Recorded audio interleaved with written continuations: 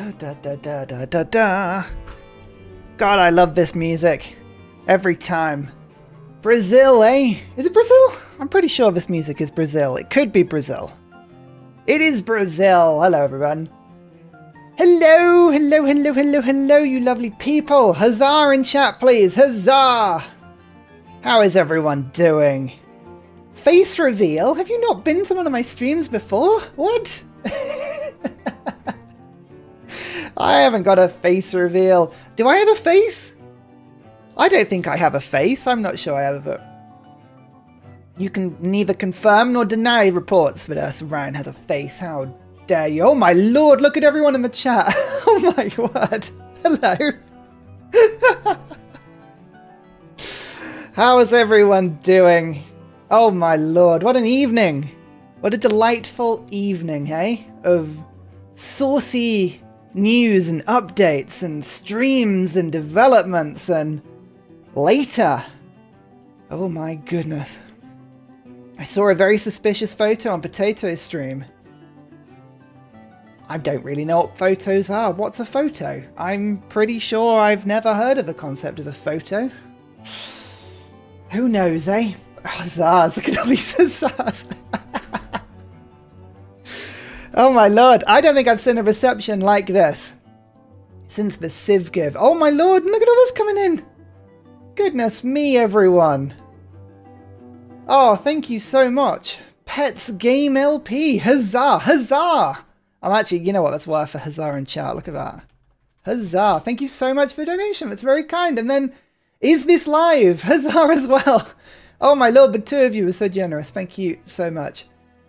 Pets Game, I wish I had something to name tonight for you. I have no cities, I have no units. You're just going to have to take my appreciation and thank you, as per usual. It is very kind of you. Is this live? Good to see you here as well. I apologise if you've had any cities named after you and may have been of lackluster quality or questionable strategic merit, which is not something I would do at all. Huzzahs! Look at everyone here! Oh, Roman Holiday, I see! Right, hang on. I'm going to do a deep dive into these names, see if I can recognise anyone, because normally there's people in there. Mr. Drax, I recognise. Obviously Roman Holiday. Roman Holiday. Car. Maniac. This is heathenous coffee, Roman Holiday, because your mod has drained me of energy, alright? Oh, what the? With a donation? Oh, thank you so much! Huzzah! I hope Paul is in Civ 7. How dare you? How dare you utter his name on stream in vain? That name is not allowed on stream. If you're going to say that name, you have to say, okay? It's a little bit like university. It's a very similar concept. You can't say that name on stream. Pets Game LP again. Oh, thank you so much. Don't worry, I'm using this as I am too lazy to use coffee. Hey, that's all right. Don't worry about it. That's why we have all the options, you know? So that people can do whatever's easiest for them. That's the whole point. Thank you. It's very generous of you. You do not need to keep donating. It's very sweet. Thank you. How's everyone? Oh my lord. See there, Miranda. Hello, Miranda. Oh, what else? God, there's so many of you. There's so many names I don't recognize. I think that's the frightening thing. That's the frightening thing to all of this. So, what is in the deluxe or collector's edition? What's an edition? I don't think I've ever heard that word before. What, an edition? Like, of a newspaper? I don't know. Will I be reacting live to the gameplay stream? Yes, that's the plan. I was going to chip in and come in because well, let me tell you a little bit what's going on tonight, right? Let's give you all a little bit of insight. Kind of just after the dev stream, which is in quarter of an hour, which we're going to watch together, which should be fun. Get some good reaction to what we're seeing there. We've got the devs giving us way too much information about the game. Fingers crossed. We will talk about that. And then after that, just before 10 o'clock, we will link in with the wonderful Boesthius. The wonderful, the almighty, the beautiful Californian. Oh my god, is that coffee appearing as well? Oh, thank you so much. Uncivil engineer. You lied to us, Ursa. How could you? Off to the... You're not going to make me say it. You're not gonna... I know you've donated. University dungeons with you. Lied? I haven't said anything. What do you mean? I have no idea what you're talking about. No idea at all. Thank you for the donation. That's very sweet.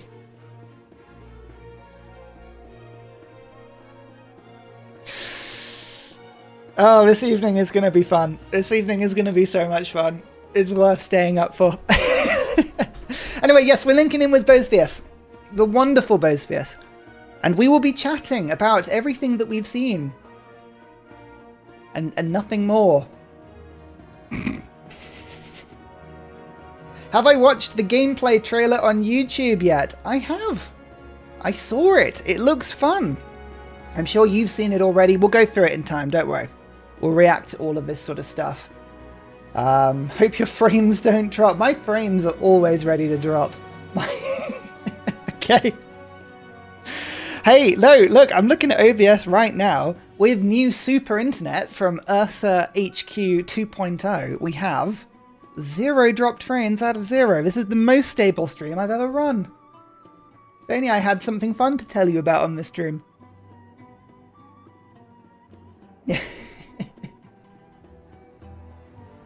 Pets Game LP again. Oh, thank you so much. That's incredibly kind of you. What's your favourite nature wonder you want to return? I assume you mean natural wonder, but I'll give you an answer for both. My nature wonder, I would like to see something, some sort of national park. Why don't we have the Lake District in, hey? But that's not returning. Let's say, is Yosemite a national park? This is going to show you my lack of American knowledge. I know nothing about America. Nothing at all. Yosemite's a national park, isn't it? I'm pretty sure it's something else. I'll say that one. But natural wonder, I've always got a soft spot for, what was it? The Victoria Falls? I swear that was in Civ at one point. What's the one with, the very tall waterfall in Civ 6? Is that Roriyama? It's got the waterfall that leaks over the bottom of it. I don't actually know. Yosemite's a national park. Yeah. Americans don't know about the world over. Hey, I'm sure that's not true. Sure, you're all lovely. I hope that's a good answer. Those are the ones I like. I like Roriyama. I like seeing the science. Grand Canyon. That would be cool, wouldn't it? Devil's Throat. I don't know Devil's Throat. What's Devil's Throat? That almost sounds a little bit naughty. Succotact has Angel Falls. Succotact has all of the good wonders. All of them. Any Succotact wonder is a wonder you should have, okay? That's just rule. Hanging Gardens? That's not a natural wonder. That was very, very much built by humans, I'm pretty sure. Unless I'm wrong. They have railroad stations? I can't wait to see Humankind 2. I mean Civ 7. Oh, that's harsh. Humankind 2. Goodness me, how long have you had a gameplay trailer and already you're coming out with the Humankind nukes? Blimey.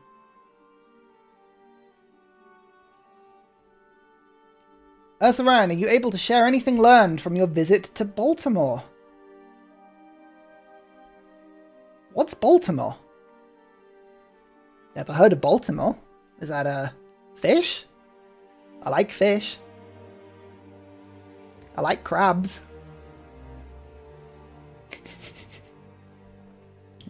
We can just watch this stream to see the dev stream as well as reactions. Yeah, right, let me just go. Right, keep getting distracted with what we're doing. We've got the stream starting. Hang on, let me just, we're gonna, right, you have to put up with me because I'm still very, very loose on the donate, you know, the style of this. Why is the coffee rocket bouncing again? What have I missed? You're very, very generous. I can't see. Right. This is the stream right now. Is that coffee rocket just bouncing endlessly? No, it's gone.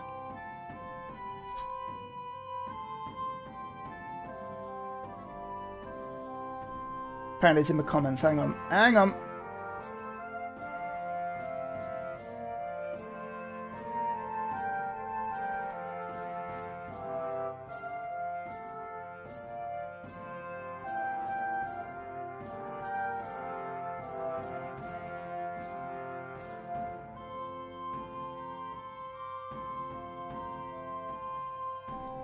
don't worry. Technology. Sorry, there's another donations coming. Thank you so much, Pets Game LP. This is, look, okay, I'm new to streaming. I'm really new to this whole thing. You're gonna have to What kind of alternative leader you wish? Ooh. Of a new age. I wish. Our forces are I wish we have. Let me just turn this down a little bit. I think it would be cool if we had more options for the same civs. I really like playing England as many different people because I am biased. But having lots of different England options, that was really cool. So that was something I'd like to see. That would be really, really cool.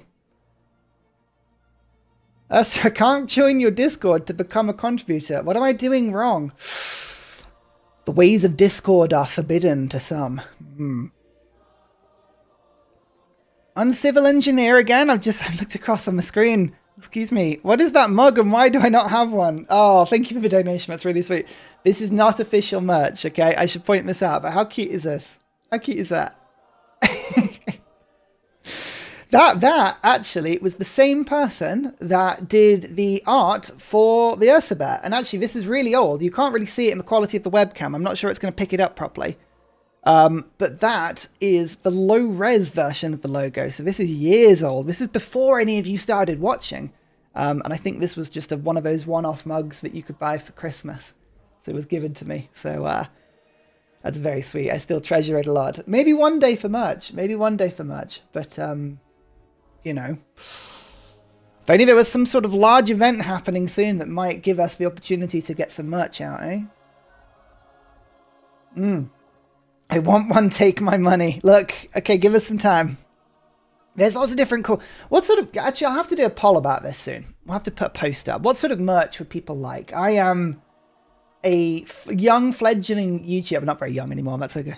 You've seen my hair. I'm not that young. I'm a fledgling YouTuber with no idea about the sort of merch that people would want to see. What do people like? Shirts? Mugs? I want a teapot. I would like a fully fledged teapot. Oh my lord. Ursa Bear plushie. Oh, yes. Yes, that's very true. It's very true. Ursa using Ikiric language. I don't know that. What's that term? You've youthed me there, I think. You've undershot my age and revealed how old I am. Mugs are always handy. Plushies. Who do I think the narrator will be? I already drew this. It's clearly going to be Rowan Atkinson. And Mr. Bean specifically. Of course it will. All in on that mug. All sorts of being... Tilkey. Sorry, I'm just looking down at the comments now. I'm seeing all kinds of people. I think I saw Clint earlier as well. Oh my lord. Everyone's here. Did you figure out what your computer issue was? Looked annoying for you. It was so annoying.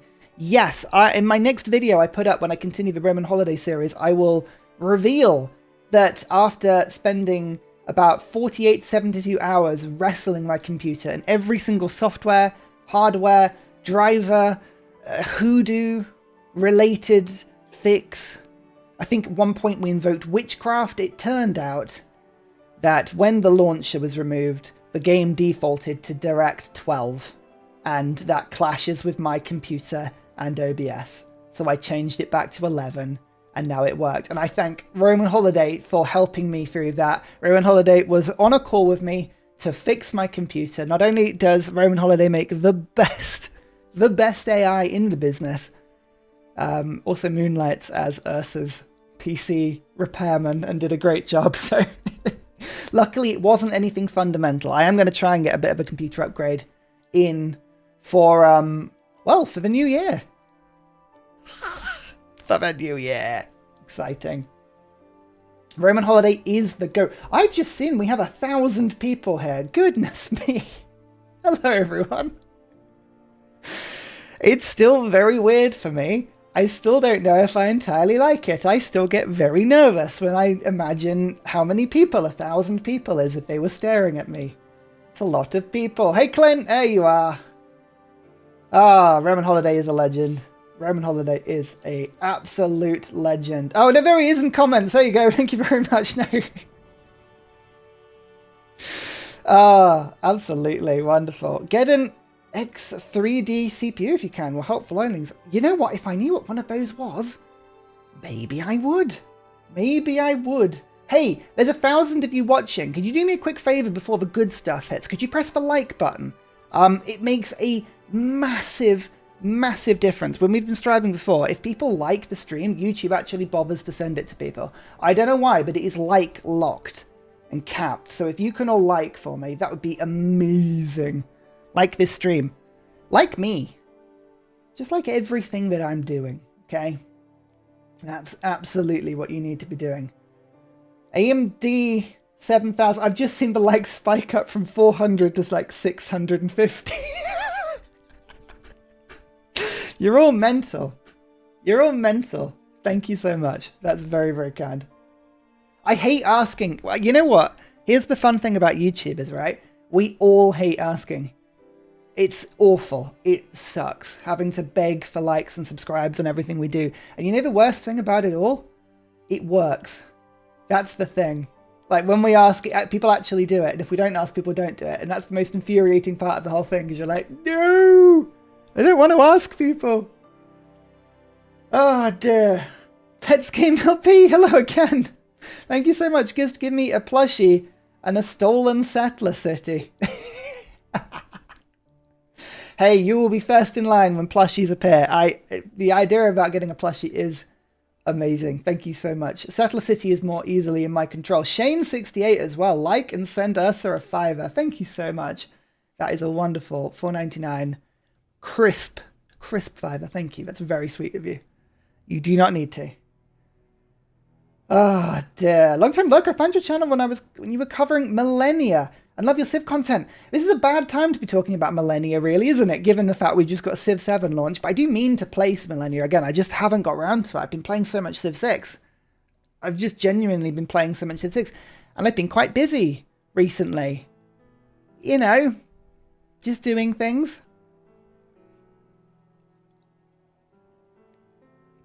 Here's some really good stuff about the Millennia DLC, though. Apparently the new changes have been really good. So I do need to crack back into that one as well. 750 likes. 1,000. Right. Okay, proof. Proof of what I'm seeing now, right? In the space that the likes went from about 300 to 750, the views in that time have gone from 1,050 to 1,240. Okay? YouTube. Algorithms. Who would have them, eh? Right, let me just quickly, we'll proactively get the stream up. We're going to be watching this live. We're going to be reacting to it. Let me know. Volume levels, up, down, up, down, up, down. Obviously, if you want to be listening to it yourself on your own computers, you're very welcome to. I don't know how this stuff works. Currently, this video is at a meaty -15, but I can go up and down. Depending. 1,300! Oh my goodness, you're right, it is 1,300. That's so much. I remember when I had 1,300 subscribers, and I felt like king of the world at that point, so the fact that I've got that live now is surreal. Oh my goodness. Perhaps a bit louder? Hang on, let's just poll it quickly. Poll. Volume. We'll go up, down. No, don't put up and down in the same box, you absolute numpty. If I wrote up, down in the same box and then was about to post the... Up. It looks like it's up at the moment. Hang on. Let's give you another squeaky 10 decibels, alright? You're on -10 now. Let's do it. 1,400 concurrent viewers. I'm genuinely getting nervous now. Oh, I've got the thumbs up from Sleepy. Oh, this might be all right now. Hang on, let me reset this poll. Volume's good. I'm gonna reset it. Let's see if we can get a Boesthius up, you know, like 50-51. There you go. Up or down. Up or down. 30 seconds until the reveal. I'm excited. I hope you're all exciting. Exciting? Are you exciting? I'm excited. Up, down, up, down. I can see it doing this. Where is the volume is fine option? Samuel, there is never a volume is fine option. It does not exist. This does not exist.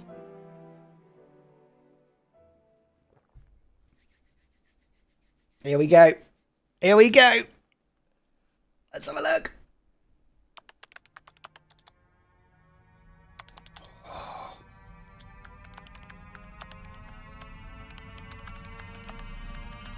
I love how much they're on the comments. Thank you for the donation. Best stream on YouTube. That's really kind. Thank you. Charlie, you're wonderful. Throughout our history, ordinary people have done Gwendolyn extraordinary Christie, we knew it. things, We knew it. illuminating our potential. That is a good choice. That is a really good Inspired choice. Movements, created the impossible, and destroyed the indestructible. This is Ordinary cool. people chose to change the world, chose to dream, to build, to hope, to always hope. And if there's hope for one of us, there's hope for us all. Now it's your turn to reimagine civilization and build something you believe in.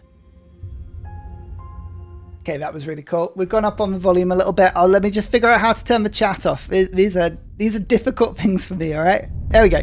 It's off. Cool. Gwendolyn Christie, that is an absolutely beasting choice. I very much approve of that. I love the new graphic style. Hello, Civ fans. It's so... On behalf of all of us here at Firaxis Games, we'd like to welcome you to a first look at the next chapter in our Civilization franchise, Oh, Civilization 7. that is a cool building, by the way. I love the You know, marble floor. Looking back 30 years ago, Civilization was created during a time when we were still learning what games could really be.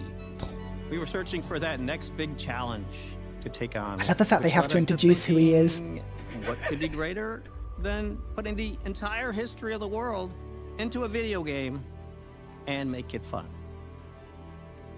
3 decades later, it's because of your passion, The chat. your love for Civ, that we're still here today. That computer Every works, you game know. of Civ, you've Still gone on a works to journey this day. to build an empire to stand the test of time. And now the journey continues. Prepare to take just one more turn on February 11th, 2025, when we launch Civilization 7 across PC and consoles, all on day one, for the first time in franchise history. Simultaneous This is launch. by far the biggest, the most ambitious game we've ever made at Firaxis. Not many more It drawings as well. represents a significant gameplay evolution for the Civ franchise, and it's a game we plan to support for many years to come.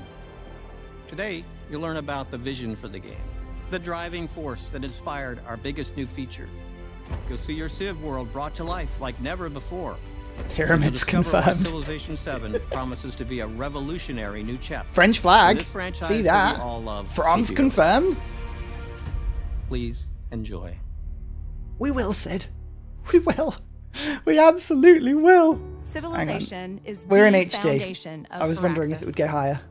Whether you've been playing since the MS-DOS days or have joined us more recently, we're so grateful for your continued passion and support. When you walk around our studio, you can feel the energy and excitement. You can see how inspired our people are to come in and build the next Civ. They game. look inspired. Look at them all. Look at those smiling Civilization faces, is the eh? ultimate historical strategy game. Your goal in Civ is to build an empire to stand the test of time. You select a civilization, led by a famous historical leader, and guide your Civ's journey across the entire span of human history. You shape your empire piece by piece, Sorry, the narrator. from what technologies you want to research to what civics you want your society to uphold. And you compete with civics others on confirmed. the world stage, engaging in diplomacy, negotiating alliances, and sometimes going to war. Sometimes going to war. What are they talking about? In every civilization Every time. game, your empire has always been represented by a single civilization. You play through the entire span of history as that one civilization. Dennis This time looks like around, a we wanna person take that you would on a be new cool journey. to interview, eh? For the first time ever, in Civilization 7, the story of your empire isn't just that of a single civ, but several connected together through time. At the dawn of each new age of listening? human advancement, you'll select a new civ to represent your empire. You'll build on and carry forward your previous achievements while unlocking new gameplay bonuses to reinforce or pivot your strategy. And by the end, you'll have forged a unique path through history. To show you what we mean, let's take you through the story of one such empire. New civs? Every era? What is this? Here we go. Let's look at some first look stuff. I don't want to talk over it too much. Of a new age, Navigable rivers. the age of antiquity, where humanity begins to take its first steps into the annals of history. Camels, confirmed. The great pharaoh, Hatshepsut, leads the civilization of ancient Egypt. Among the arid desert lands and a winding river, the seeds of our people are rooted in sand and water. What about? To discover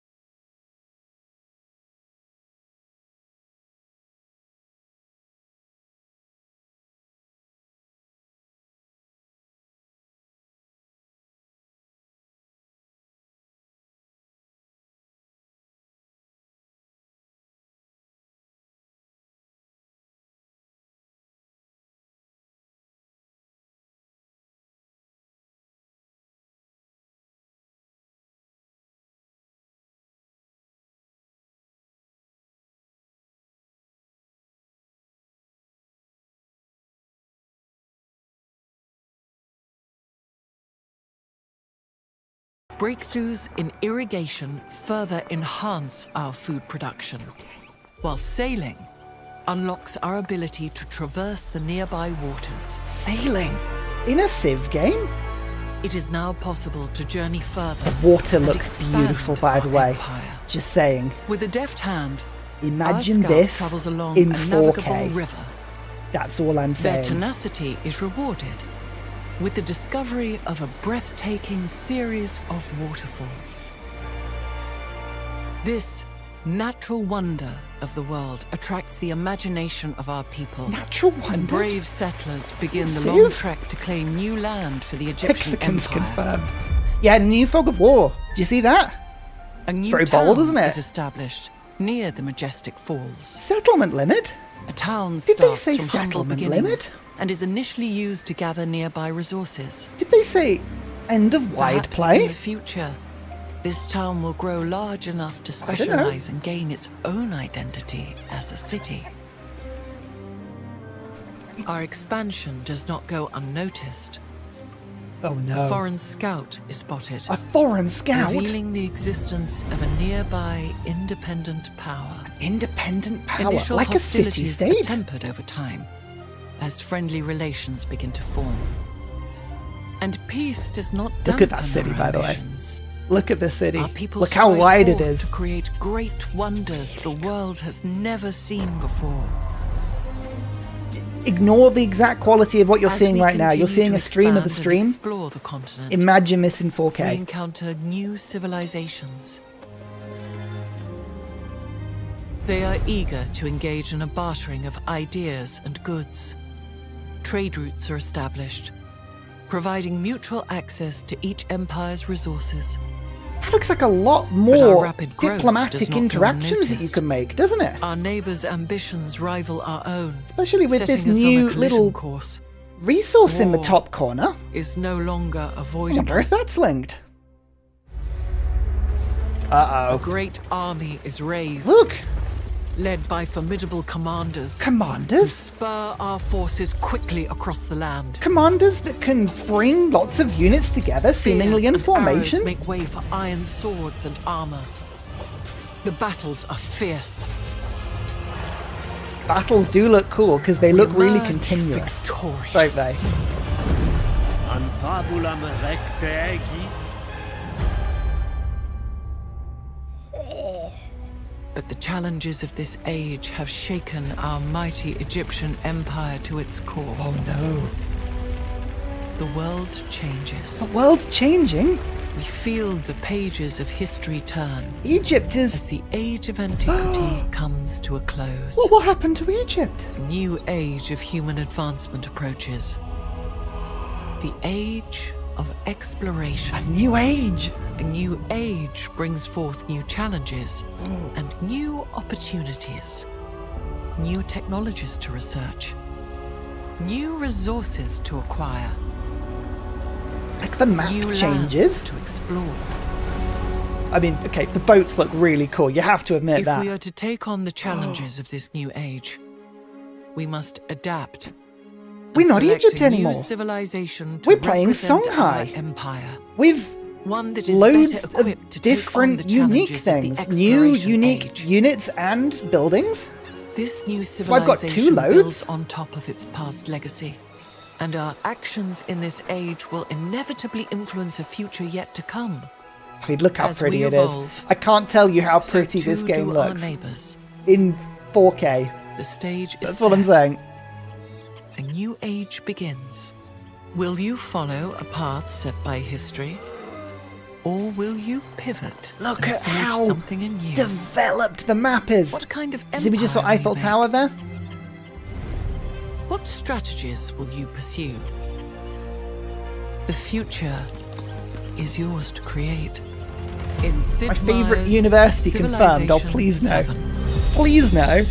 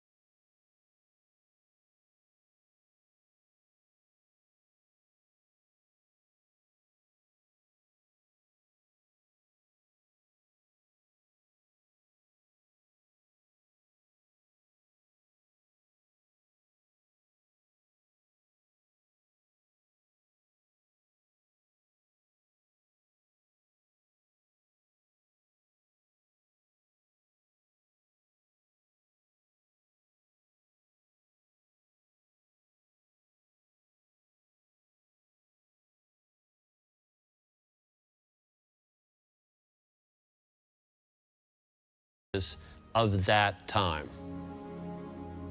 Every age is designed to be like a historical sandbox, as a way to really immerse yourself in that time. Almost everything inside an age is exclusive to that age. That includes Exclusive things like material which to technologies ages. and civics you can research, what resources are available to be gained, which independent powers surround you, to even things like gameplay systems and civilizations. all Gameplay unique to systems that age. change within ages. Having unique civs for each cool. age is something we're really excited about. Let's go. In the past, every civ needed to be balanced across a game that spans all of history. Bam. This naturally resulted in things like late era civs being strong in the late game, but weak early on. Now, That's we an can interesting balance point. around the age itself. This means we can give every civ bonuses, units, and buildings that are always relevant and powerful. Civs are always relevant Having to their exclusive age. civs per age is also great for historical immersion.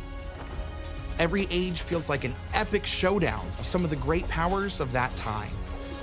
We'll have 3 ages for you to play. 3 ages. The Antiquity Age. when agricultural societies begin to cluster into urban centers, Ooh. forming the foundations of the first civilizations. So pretty much to medieval.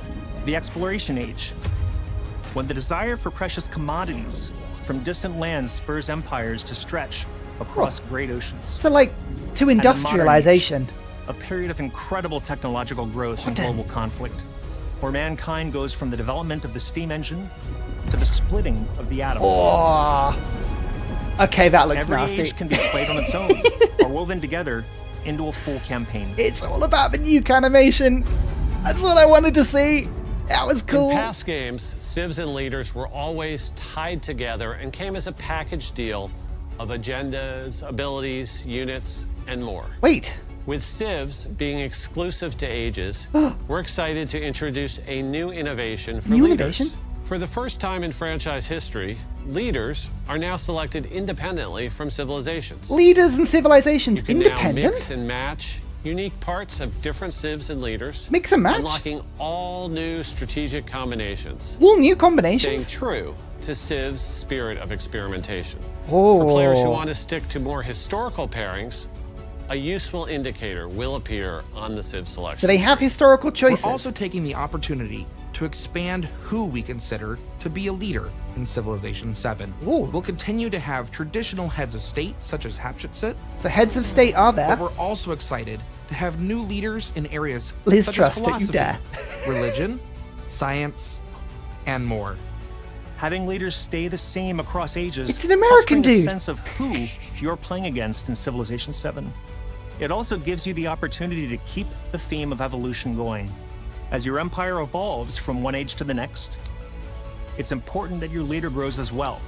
A leader All tree? leaders now have attributes that can further specialize their skills. So your leader actually gets These better? attributes can be gained in a variety of ways, from completing narrative events to rewards for researching Quest certain events? technologies and civics.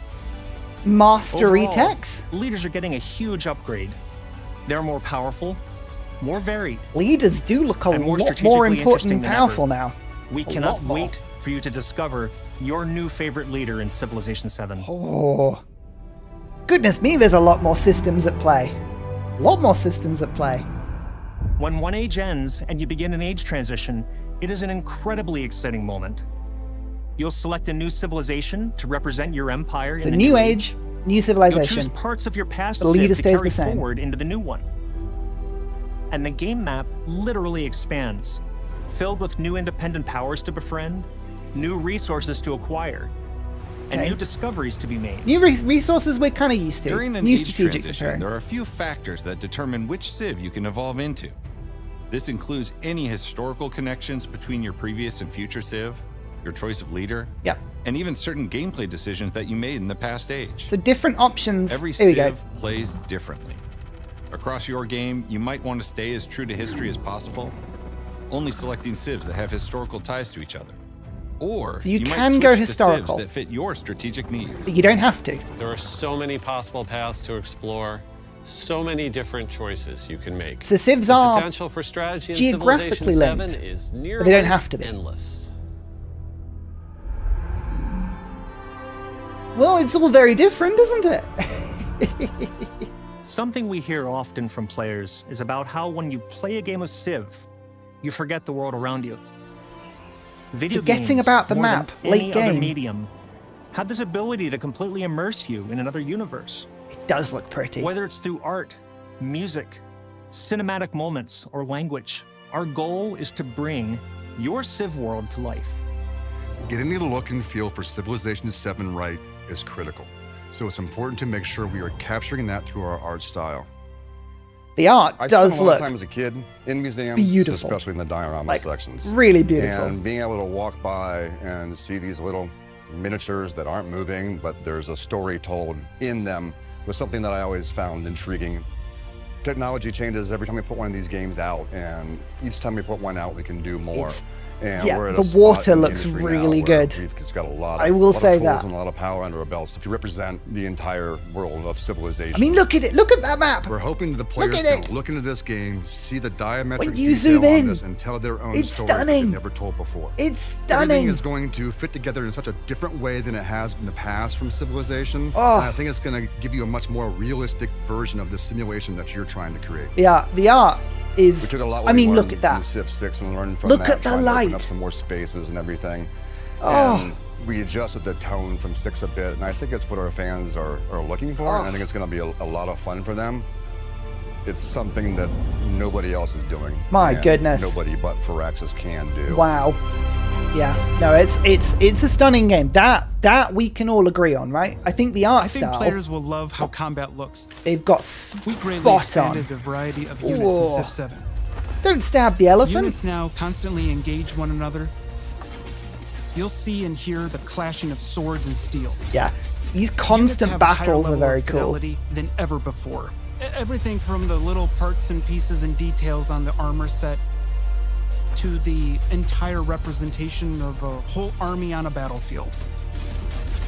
I feel like this is going to become your Civ. Like this is the one. It has the look. He's proud of it, but he's the art takes team, its so he should be. representation of different cultures in Civ 7 very seriously. Language It's is Benjamin a critical Franklin. part of civilization. I think he was leading Greece there. It's how people tell their Greek story. Benjamin Franklin. This is important because we are trying to teach through this game, and it's important to our players. They want to see their cultures represented correctly. In many It cases, looks like some it players is have going to never be seen their cultures way more represented expansive anywhere than we've else. seen before. That It brings feels like great it. pride and joy to be able to see themselves included in the history of the world. Music also plays an important role in bringing out the spirit and essence of each civilization. Music? Every Civ has its own theme, and we're excited to share that Chris Tin, who composed the Grammy Award-winning theme Baba Yetu for Civilization 4 Baba Yetu? and the main theme for Civilization 6, is returning for Civilization 7. Okay, we got him again. Can't wait for you to hear it. Oh, you're not going to... Today Oh, they're not gonna represents play it just for an us. The initial teasers. look at what's to come in Civilization 7. the We tease. have so much more to share, from gameplay deep dives to first looks at new leaders and civilizations, to what you can expect from Civ 7 post-launch. Look at that. Did you see the boat rocking with people on it? Sid Meier's Oh, Civilization 7 releases cool. on February 11th, 2025, and is available to pre-order today. It's pre-orderable. Players who pre-order Civilization 7 will receive the Tecumseh and Shawnee pack. And if you haven't already, be sure to create a 2K account and sign up for our Civ newsletter to receive the latest updates. Doing so will unlock the exclusive Napoleon? Emperor persona for Napoleon in Civilization 7. And as a special thank you, if you use that same 2K account to play Civ 6, you'll automatically unlock Napoleon's revolutionary persona in Civ 7. Confirmed different Check out our styles of website at leader for the same civilization.com for person? full details, and be sure to follow Civ for all the latest. We hope you enjoyed this first look at Civilization 7. The entire team at Firaxis has been working very hard to make sure we deliver a game that gives you more reasons to take just one more turn. One more turn. As we welcome He said Civ it. 7 into the He Civ said it. family, I think back to the legacy of Civilization, of 30 years of development, refinement, That's the graphic style we wanted. iteration, exploration, of the millions of players that have contributed, of the billions of hours that have been played. I'm so proud to be here for this moment, welcoming Civ 7 into the family. Oh, February 11th, 2025 isn't too far away. he's We're so excited chill, to be isn't taking he? this journey with you. That's a cool building, by the way. I don't know what that building is. Oh. Oh. Well, it's a good thing we haven't got too much to talk about, isn't it? It's a good thing that we haven't been shown too much information. You wouldn't want us content creators losing sleep because of a lack of content, would you?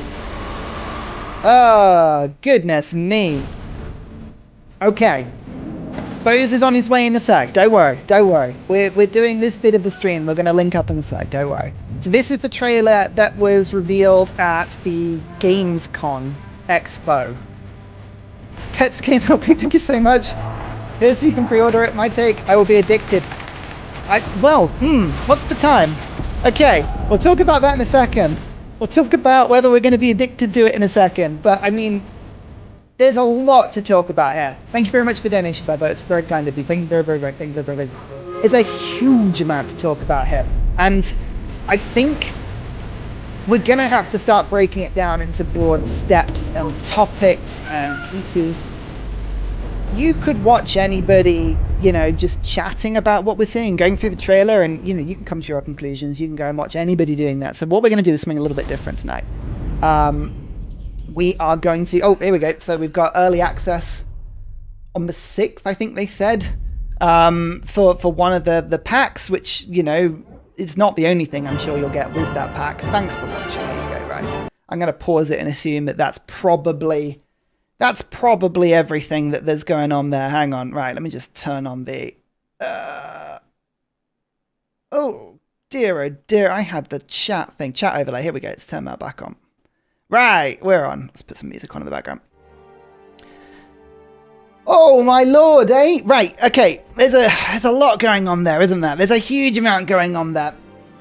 I think the big thing to take away from all of this, is when they made Civ 7, they could have made Civilization 6.5. And by that I mean taken the bones of Civilization 6 and just moved it forward a little bit, you know, just tweaked it, pushed around the edges.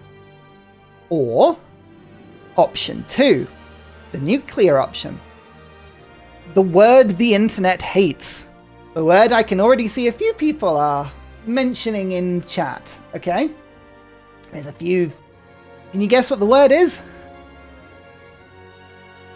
Change. The word is change. And this is certainly a lot of change. This is an entirely new game. This is Civ 7. This is an utterly new experience. This is so different from anything we've seen before. So different from anything we've seen before. Oh, my dear. The Founders Edition is as much as I sent today. Please order it on Steam. Hey, you can pre-order if you want, people. You don't have to. Everyone's got their own opinions of pre-ordering. That's absolutely fine. That is absolutely fine. You can have your own opinion on pre-ordering.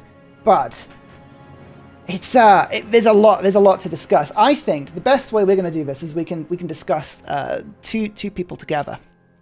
Let me just see if the wonderful Boesthius is ready to chat.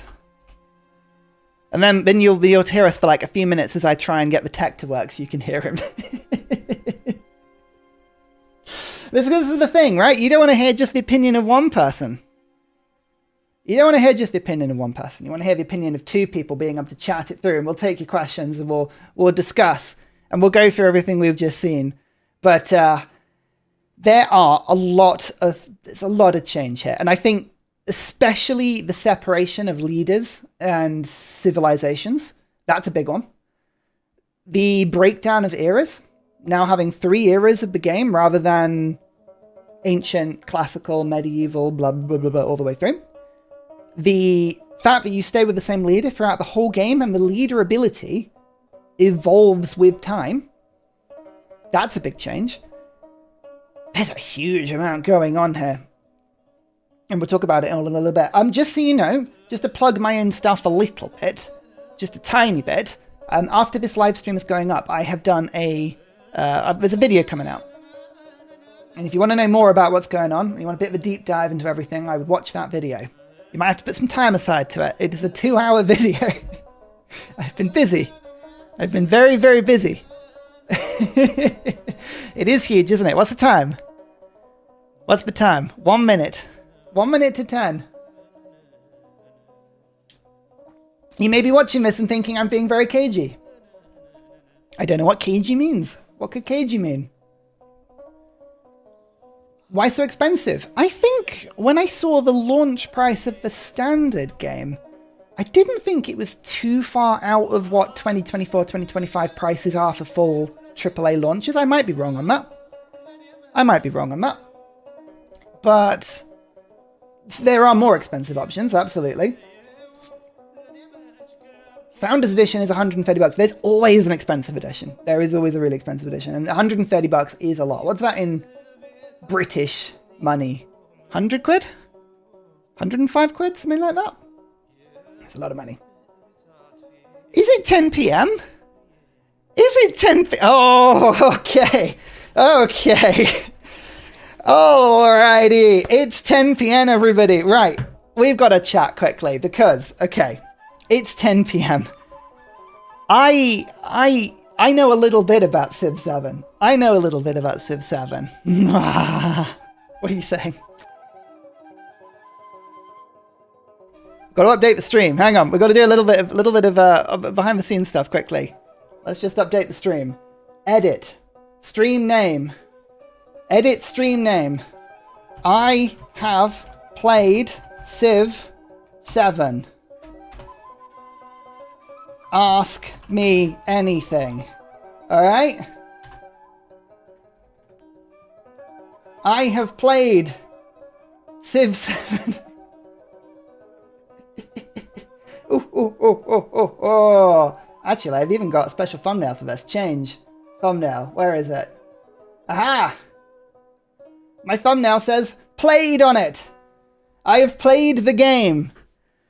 How did I play the game? Well, it's a magical place. There's a wonderful place. There's a beautiful place in the world called Baltimore. You may know Baltimore. Baltimore is the place that Firaxis live. Firaxis Games and, by extension, Sid Meier and 2K. And they very kindly and very wonderfully flew and hosted a lot of us, a lot of content creators, a lot of the press. They took us out to Baltimore. And whilst I was in Baltimore, a few things happened, okay? A few things happened. I saw there's a picture of me in Baltimore that's already gone up, which I thought was quite funny. Hang on, let me see if I can find an easy way of getting this on screen. This is where my lack of technology is not good. I need a way of being able to put it on screen without giving away everything else. Hang on. Give me a sec. Oh. Why is everything gone? Oh. All my windows have just disappeared. There we go. I'll get this picture in a second. Right, so they flew us out to Baltimore. That's the long and short of it, okay? They flew us out to Baltimore. And we got to play Civilization 7 for 3.5 hours? 3.5 hours. I got to play pretty much the entirety of the first age. I got to experience it. And there's one huge thing that I want to just caveat and say right now. A lot of what we're going to be talking about tonight will change with time, okay? It will change. But we only got to see the first age. And what's the other thing I was going to say? Oh, yes. The beauty of the game. We played it in 4K. The game was absolutely stunning. It was really, really pretty. Really, yeah, like these shots are not doing it right now, okay? The stream shots you can see are not expressing how good the art of the game and the ray tracing and the lighting and the water. People wanted a combination of Civ 5 and Civ 6. You've got the brightness of Civ 6 here. You've got the realism of Civ 5. It's really, really lovely. Oh, Lovis, hello. Thank you so much for I think I missed a couple of donations there. I'm so sorry if I did. But Lovis, always online, mod support, battle pass. I don't know about a battle pass. I don't know about always online. I don't think so on either of those things. Mod support, they were cagey on that one. I know a lot of answers about a lot of stuff, but even some of the stuff we were asking, they were a little bit cagey on. Hang on, I wanted to see if I can pull Bo's in. Bo's ready. Is Bo's ready? Yes. Yes, I am ready. Let's get Bo's in here. Come on. It's going to take a while for me to figure out how all this works. Hello, Can you hear me? Bose. Okay, perfect. Let me add you to. And of course, I can't hear him. Hang on. Wait, can you not hear me now? Hang on. Let's get Bose in. Checkity chat. Input device. Chat. Check. Hello, can you hear me? Is Baltimore apparently a real the stream place? can hear him. But you can't hear me. Why can't I hear it? Oh, I gotta God, add I'm you so to my sorry. stream too. Hang on. Try again, Bose.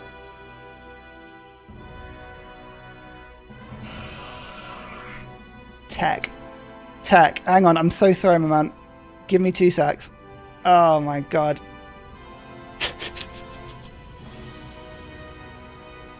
Hang on. Why can't I hear? Try again. Hello. I can hear you. Hello. Oh my God, it's because Hello. Hello. Hello. How are you? I am fantastic. How are you? I'm good. I have a slider that says chat and I had it down on 0. Oh, how is that for you? Hold on. It's good. Let me add you to audio. People are saying 1 second. What's this? Discord. It is what, 2 p.m. Pacific time, correct? Yes. So I'm good. Correct? Yeah. I'm Hold good. on. Oh, I'm really good. Sorry, DMs messages are saying something to me. Two seconds. Yeah, me too. What? I confirmed it. Okay, so I mean, the cat's out of the bag. Say that again, Bez. Oh, I said the cat's out of the bag. I'm just like, people are yelling. Some people are saying Potato is talking, saying embargo. No, so I'm pretty sure it was 2 p.m. Pacific and 2 p.m. Pacific time. Yeah. Yep. So we're clear, and right? I have a message here. Yeah, let me yell at Potato too. I'm gonna go into Potato stream. All right. You disappear for a sec. All right. I'll still be here with you. Okay, fine. But it's fine. So chat, you're being wonderful. You're trying to save me. You're trying to save me from something that is absolutely fine. Yeah. There was a lot of complicated chat about when we could say things and when we couldn't say things. It was I have a updated and message here. clarified. We are good to go at 2 p.m. as soon as the showcase wraps. Yeah. It is 2 p.m. Pacific time. The showcase has wrapped. Yep. It's absolutely fine. We can talk about it. It's fine. It's good. Yeah. So, we're not spoiling anything. We're allowed to talk about it. It's all good. Yeah. Don't worry. We've chat. Chill. You're fine.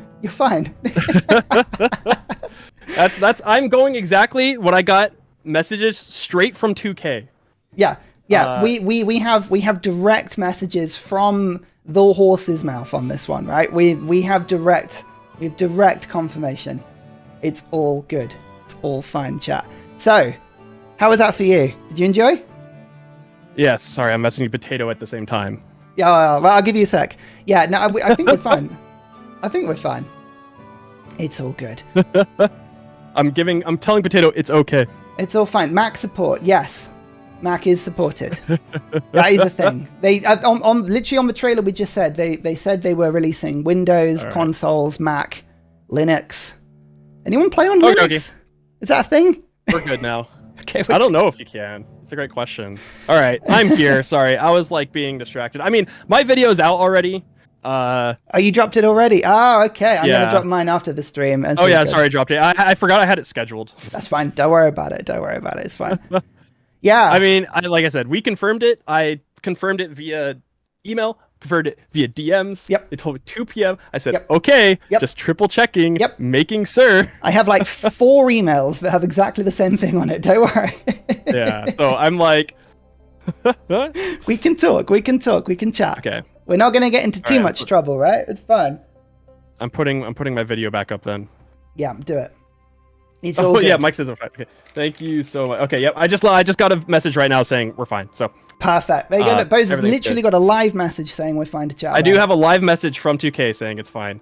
Dumb. That's something we'll take. That's something. Cat's out of the bag. Ursa and I met IRL. I know.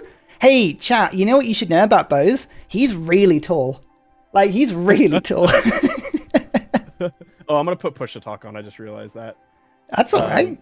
No, it's all okay, good. never mind. So we were in Baltimore. Hello, Keeney. Yeah, we were in Baltimore. Baltimore was nice. It was very, very humid. It was so humid. It was so humid. Disgusting. I don't know how Americans deal with East Coast weather. It is atrocious.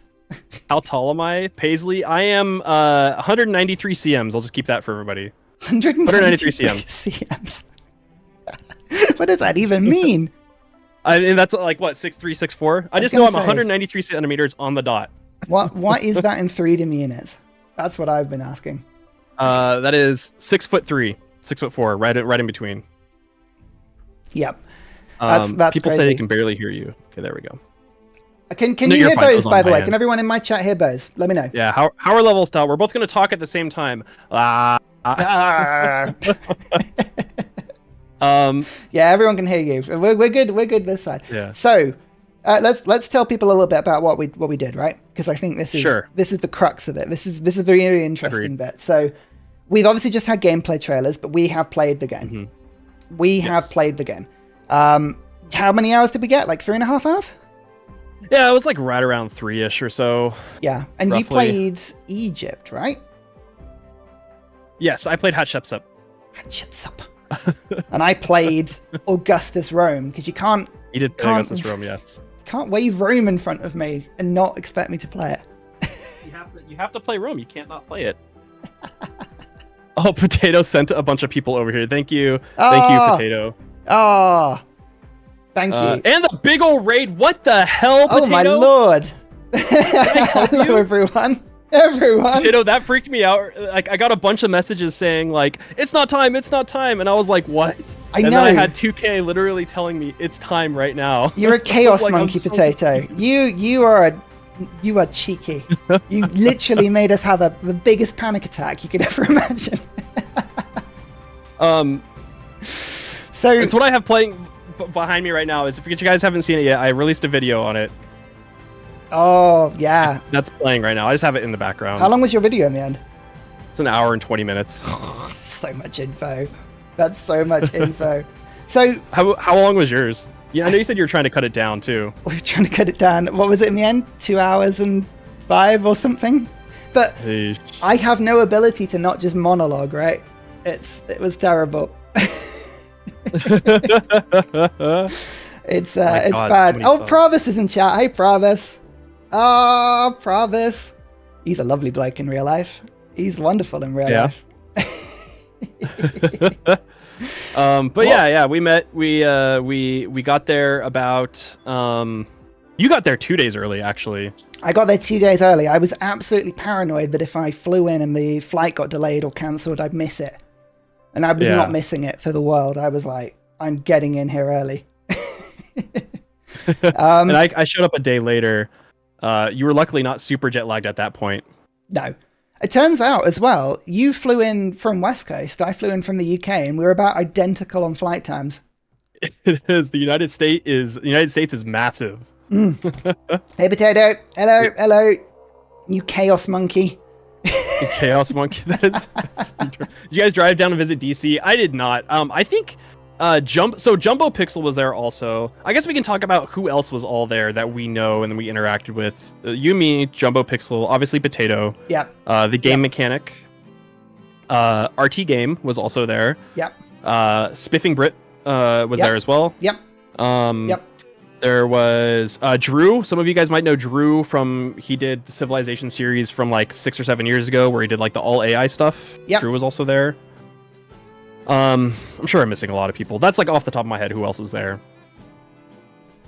Who else was there? I'm not sure. Who else was there? A lot of developers, a lot of press, huge amount of press. Yes. Lots of press. A lot. Lots and lots of press. There were a lot of journalists there. I'm pretty sure I saw like IGN there. Whatever remnants of like Game Informer.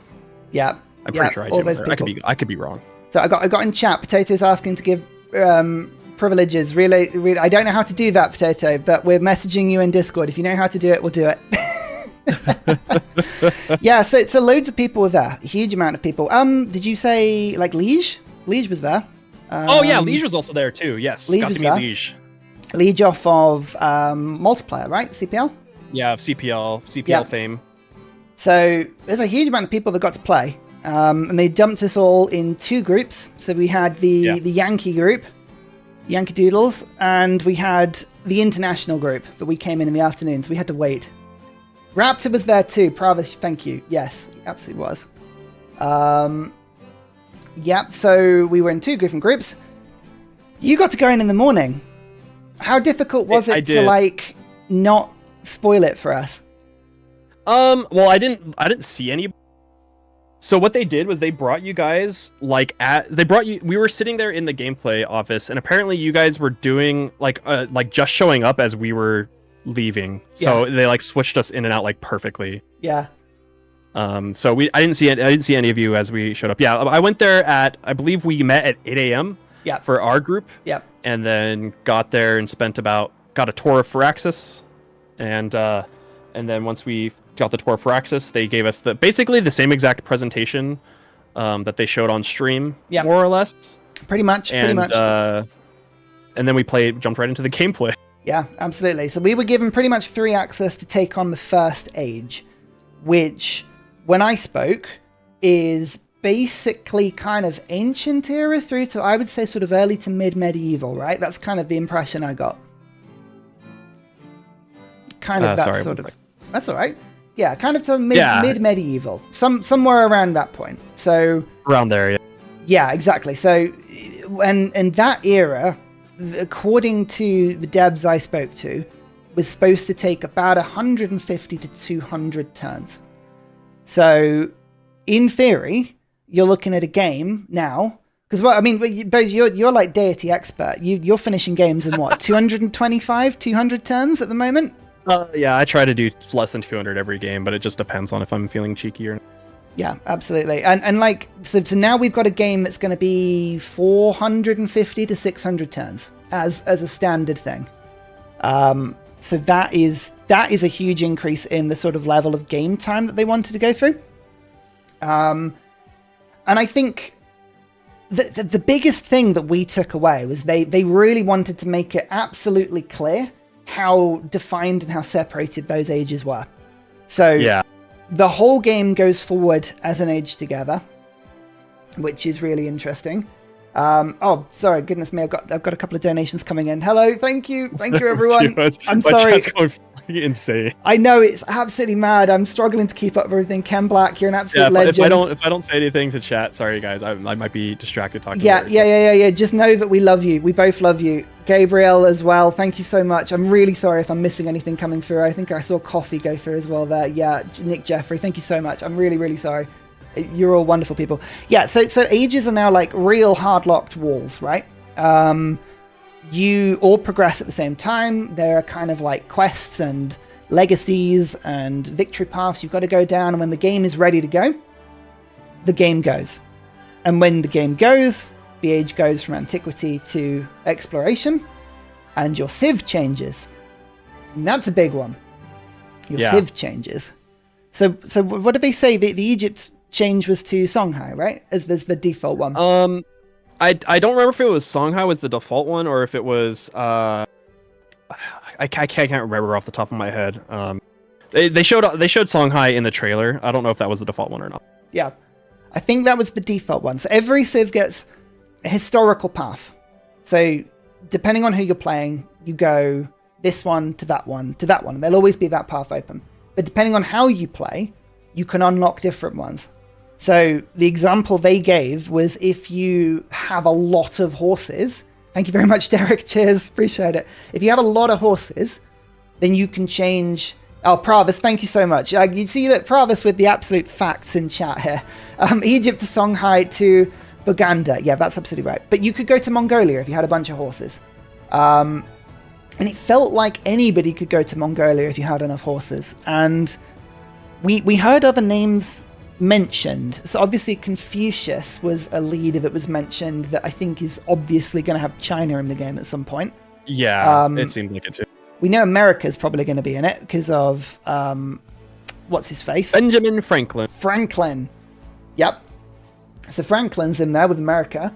I don't know who Rome was supposed to go to. I don't think they actually mentioned the Roman I transition. didn't see it in the game. Yeah, I didn't see it in the game. I have a feeling it probably will. I'd be in a different area of like Rome. I don't know. I was like, that's all I was trying to figure out when I was doing my video. I was like, no idea. So like, yeah, I would guess some sort of city-state in Italy, or maybe at some point Italy will appear. Like this is a really big change. This is a huge change. They've locked civs into particular ages as well, right? So you can't play Rome in the Age of Exploration or the Modern Age. You can't play Rome after the Antiquity Age. It stops. It falls. Things are just locked, right? You have civs that are very much linked to their age. So you're always going to get Egypt and Rome, and I can't remember who the other two were off the top of my head whilst we're there. Amina and Ashoka.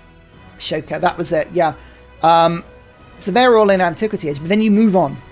So we might have a game in the late stage where you get your Australias, your Englands, your Americas, your all of your up-to-date civilizations, but they're only going to be in the Modern Age. They're not going to be necessarily before.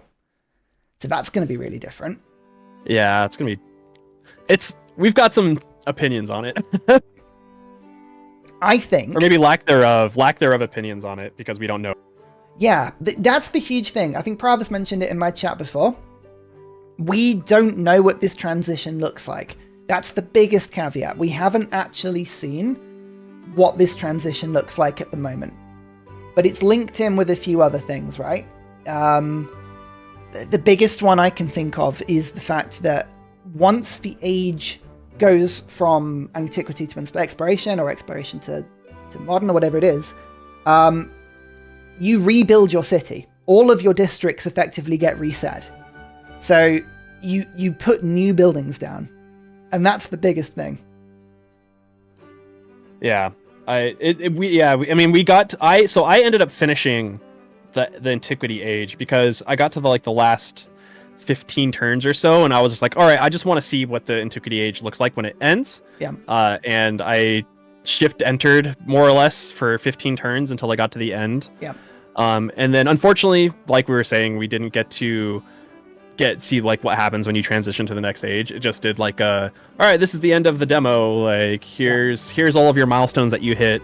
Go back to the main menu, and that's all I got to, because I was like, that's what I was hoping. I was like, as long as I can, I was like, maybe if I could see what it looks like when it switches, then that would be really cool, but apparently not. You're gonna see if you can break the system. Yeah. It didn't quite work. Does somebody in my chat is asking, do you lose the buildings when you age up, or do they meld into the city and then you build more? Some buildings you lose and they meld, and other buildings stay. So when I was playing Rome, there were 2 unique Roman buildings that I cannot remember off the top of my head, but they stay forever. They're called ageless. So I think a lot of the unique stuff sticks around. Yes, but I know a lot of the other stuff, like the granary that was put down by Gwendolyn Christie in our video, right? That one is one that you can replace over. Thank you, Cinnamon Beard. I agree. Yeah, that was the thing that I know. Yeah, all the they call it legacy stuff. So legacy abilities or attributes, I should say, legacy buildings, legacy units as well. That stuff stays, and that was like something I was kind of concerned about, because I was like, oh, if I build say if I'm playing a Mongolia and I build like a Keshik or whatever, and I go to the next age, do my Keshiks automatically just change into whatever ranged, cavalry or light cav of the next era? And it doesn't. You stay, and I don't remember if you can. If you can keep building. I think you can, but I'm not 100%. Yeah, some things I think you definitely can. Soppy Sam, thank you very much. That's very kind. What I gathered is that they're trying to make civilizations more relevant across the entire age. So Rome's unit was Legion, as you might expect, right? Roman Legion. And you unlocked it pretty early, but there are lots of things that upgrade its power through the age. So you've got every civ has its own civic tree. That's a big upgrade. So civs themselves are a little bit more complicated, but Legion could get more and more and more powerful as the age went on. So they never became obsolete. But we don't know what happens when the age goes. That's the thing. So I don't know if I'm going to have Legion around, or if I can still build them in exploration or not. Yeah. I get the feeling they're going to hard cut it. Yeah, that was the biggest thing that, like, Because that was the problem for me in Humankind, is that, I mean, it was the hard cutting, and then also for me in Humankind, and one of the reasons why I don't like playing really Humankind that much is that when you're switching Civ cultures, it's so fast, the age or the era ends so fast that you don't even see the benefits of your culture in the first place. And then all of a sudden you're switching, you know, you get all of your benefits, you get all your unique buildings just finishing, and then the age is coming to an end in 10 turns, and you're like, well, I guess it doesn't really matter who I pick, you know. And then with this one, we played a long time for the first Antiquity age, and I feel like the pacing, as long as they get the pacing right, it's gonna feel a lot better. Yeah. How many civs did you get in Humankind? I never actually played it. I don't know. I'm gonna be honest, I really don't remember. No. And that's another thing too about Humankind, is that there's a lot of things that are really good. People keep saying in chat, like, is this just Humankind 2.0? And I'll say no. When I played it, it does not play like Humankind. It plays like Civ. It plays like Civ. It really felt like it was playing like Civ. Like, I was picking it up and reading the interfaces and learning the map and doing all of the different, like, a lot of the similar play patterns that felt like Civ, right? That was the initial impression I got. It didn't feel like a whole new game. Which was a really reassuring thing. Sorry, just quickly, thank you. Someone, Brandy, you're all lovely people. I'm really sorry. I can't do chat and donations. Oh, no, you're fine.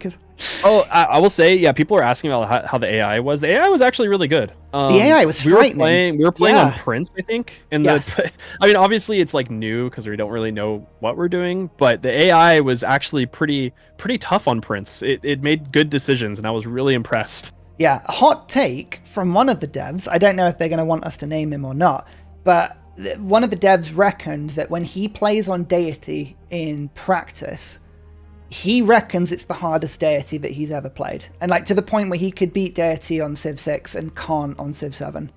So that was the claim that was put to us. I don't know whether that's going to be entirely true. I don't know if Roman Holiday is going to come along and, you know, create Terminator-esque AI that defeats us all. Probably will. Right. Can we still pet the dog? I could not find an option to pet the dog, but they better add it or I riot. I couldn't find it. Was there even a dog with the scout? I didn't actually check. There was in, I don't remember 100%, but there was in the trailer. I'm pretty sure there was in the game too. Yeah. No, I really hope so. Oh, scouts could do a cool thing now. Actually, that was really cool. You could press a button, and your scout would stay put for a turn, and then it would do like a sort of wider survey of the land around it without you having to move.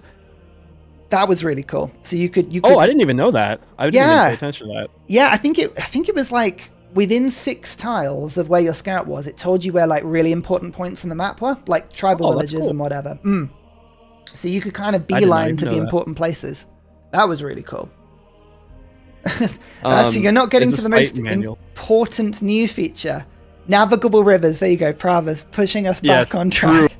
We have navigable rivers. I will say, like, at first I was hoping that it would have been something, I don't know, like the rivers were in between tiles, but actually I'm fine with it being that the rivers are just like hexes themselves. Yeah. It's fine. When I was playing it and I had a not a quadrireme, what's the other boat? Galley. The melee boat. Galley, yeah. I had a galley going up and down the rivers, and it felt fine. It worked very seamlessly. So I was like, oh, okay. It actually doesn't really matter. It just works as it is intended, and it feels really good. So. Yeah. I mean, it was sold to us that you could get nations like Viking nations that can just boof up a river, raid cities well within land. I got the sense that, like, the map I got given on the playtest, it didn't have a lot of navigable rivers. Like, I probably had 3 on my continent, and they weren't. Oh, really? They weren't the biggest. Yeah.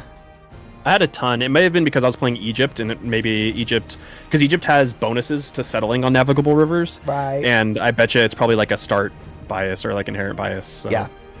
I think rivers affect housing. There is no housing. No housing. No housing. No housing. So it's just like Civ 5 again. Just like Civ 5, happiness is back. Happiness, the mechanic, is back. And even because it was Golden Ages in Civ 5, right? When your happiness, it pulls up, you hit a point, and then you go Golden Age. It wasn't called that in Civ 7, but it was a very similar mechanic, right? It was Celebration. It was called Celebration. Celebrations. That was it. And you get a different celebration depending on what government you are. But I thought that was quite cool. So I played it as a despot, right? I was given the option to be a despot, and I was like, absolutely, I want to be a despot. And when I got the celebration, the game just popped up with, congratulations, it's We Love the Despot Day. And I was like, how dare you? You're like, how dare you? So, was the stack? Oh, I guess I can talk about. Yeah, we can talk about the battle mechanics a little bit too. The mechanics were not like Humankind; they were just like Civ. No. What you guys saw with the army commander was probably, I would say, top 5 favorite things of playing the game. At least I think it's a credible improvement. It basically replaces the Great General, and instead of having units promote like you normally would, if they gain an experience, the army commander gets experience, and he gets all the different promotions. And what you guys saw earlier was a tree, and you can choose, like, if you get a promotion on the army commander, it gives all of your there's one example where it gives all of your archers around the army commander +1 range, or maybe +3 strength, defensives, stuff like that. Yeah, and so it kind of felt like Great Generals on steroids. Like, the Great General system has been pushed forward with much more complexity. And those promotions, they were wild as well. Like the commanders have this area of effect that, so you imagine they're kind of in the middle tile, and then its surrounding tiles get affected by combat. There was like plus and negative combat. There was terrain boosts. There were there was all kinds of stuff. There was like 5 different trees. So are there multiple units on one tile? So yes and no. So that's another thing. All of the army stuff is still the same like it was in previous Civ games, or Civ 5 and 6, where it's 1 unit per tile. But what the army commander can do is he has a button that's just called Gather Troops, and it gathers all the troops that are immediately surrounding him. So 6 tiles? So he can take 6 troops and merges them all into one little army, and then you can march around the map with an army commander full of armies, and then, as you saw earlier, unload that army to wherever you're trying to go. And so you can also build multiple army commanders. So it makes late game domination stuff way less tedious. So you don't have like 40 units going across the map. You have like 6, and it was so much fun doing that. It was an amazing change, and it looked amazing. Like, at one point, I think I had 3 or 4 legion and a couple of archers all on one commander, and the unit models gather behind the commander and march in formation. Like, it is the coolest thing. I absolutely loved it. It was really, really cool. Probably, like I said, top 5 changes they could have made into the game. It made it really, really, really fun to play. Yeah, really, really good. And you could use commanders as well to summon troops from across the map. That was a really nice change as well. So, like, say you've got combat on the, between 2 cities, you're ages away from your own land, you're off conquering, and you build a new troop in your capital. You can press a button with your commander, and your unit will physically just disappear off the map, enter the void for a little while, and then will appear next to your commander within a couple, 3 turns. So it is a way of sort of teleporting reinforcements to the front line. I thought that was really cool. I liked that. Yeah. I don't know if there's no space around to unpack. I think it just unloads whatever is first inside the army commander. I didn't actually get to that point. And you can choose where to unpack it. So you can choose what tile to unpack it on. It doesn't just unpack it around it. If you choose to unpack it to the right, it'll unpack to the right first, and then it'll start unloading from there. If there's no room, it just doesn't unpack anything. So you have to be strategic about where you're unpacking your unit. Yeah, because I was in a fight at one point where I was stuck between coast and mountain, and there was like a sort of 300-esque, very small mountain pass, and it didn't let me unload very, very well. So terrain is still going to be very important. You gotta make sure you're using the terrain. But it's not like Humankind. Like, there's no, when you go into combat, the map expands and you have like a little battlefield, and it's not like that at all. It feels very much like, in fact, actually, combat, apart from commanders, the actual combat felt very much like Civ 6. Like, even down to the fact that they were using the same, adding and subtracting with the numbers rather than going back to percentages or anything like that. Yeah, it was. I agree. Everything else, like aside from the commanders, it was basically the same combat. It wasn't the pause time turn-based combat like Humankind, which I'm actually really glad they didn't do that. I was afraid. I really enjoy that, but I don't think it's not Civ. That is like antithetical to Civ for sure. It's not Civ. I'm like, you can separate civs and leaders, and that's a big thing. But having combat that goes on for more than 1 turn ago, that's not Civ. So like, a lot of people wanted that. That was one of those comments I saw quite a lot. I think I don't know if that would have been a good change, because I think that would have fundamentally changed how long games took and how long, how they progressed. That would have been weird for me.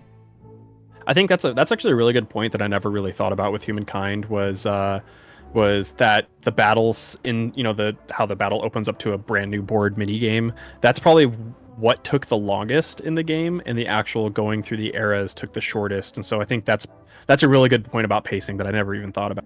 Yeah, I've got a great comment here actually saying, what was the suspended combat animations all about? All fights just wait to resolve. No, so combat still works in a very similar way to we've seen before. You move an army, you attack, the combat damage is done immediately.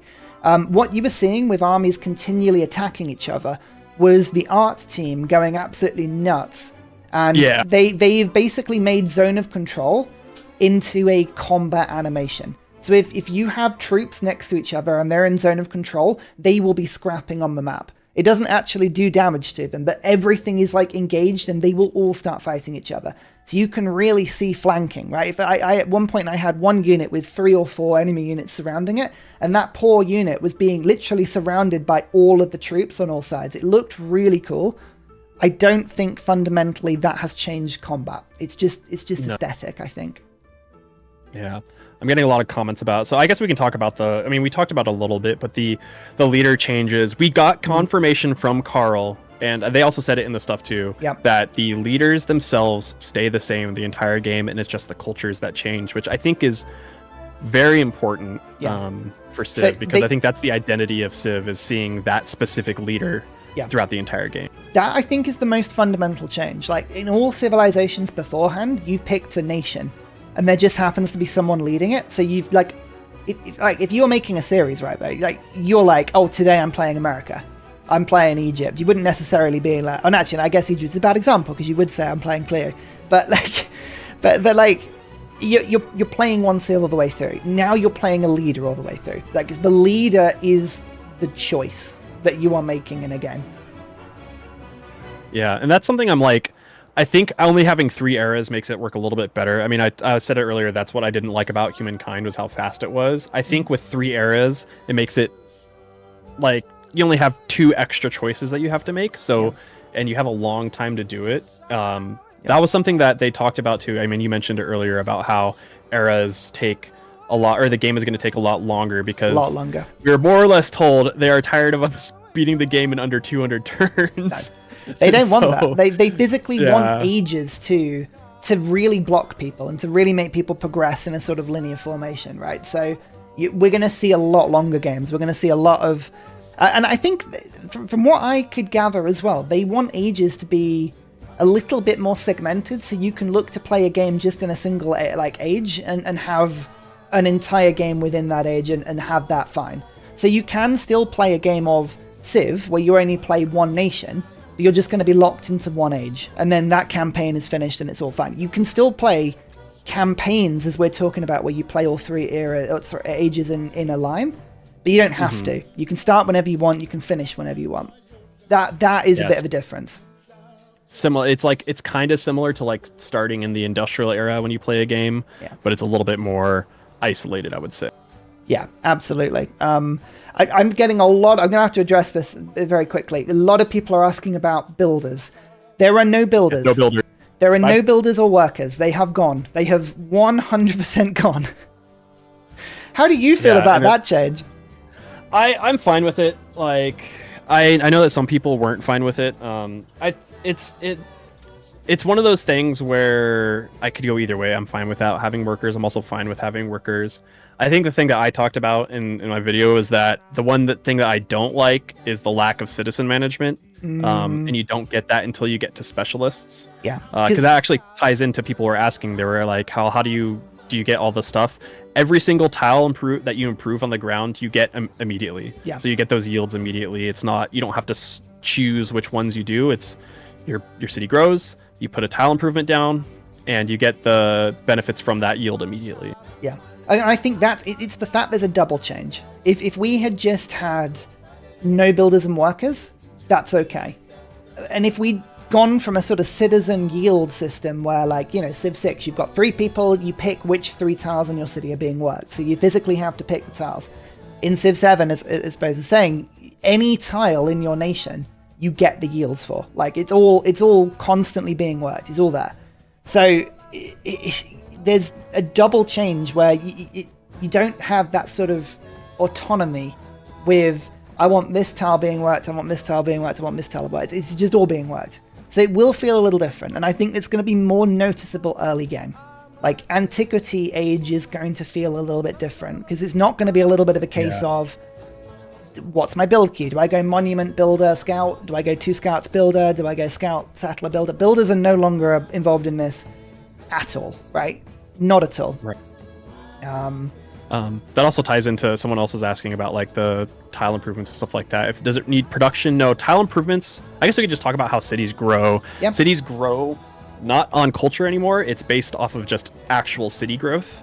And when your city grows, you gain a tile, and that tile, that's when you place your tile improvement on it, and you get it regardless. So if there is furs there, you don't have to research a tech to get the furs. You just place the tile improvement down.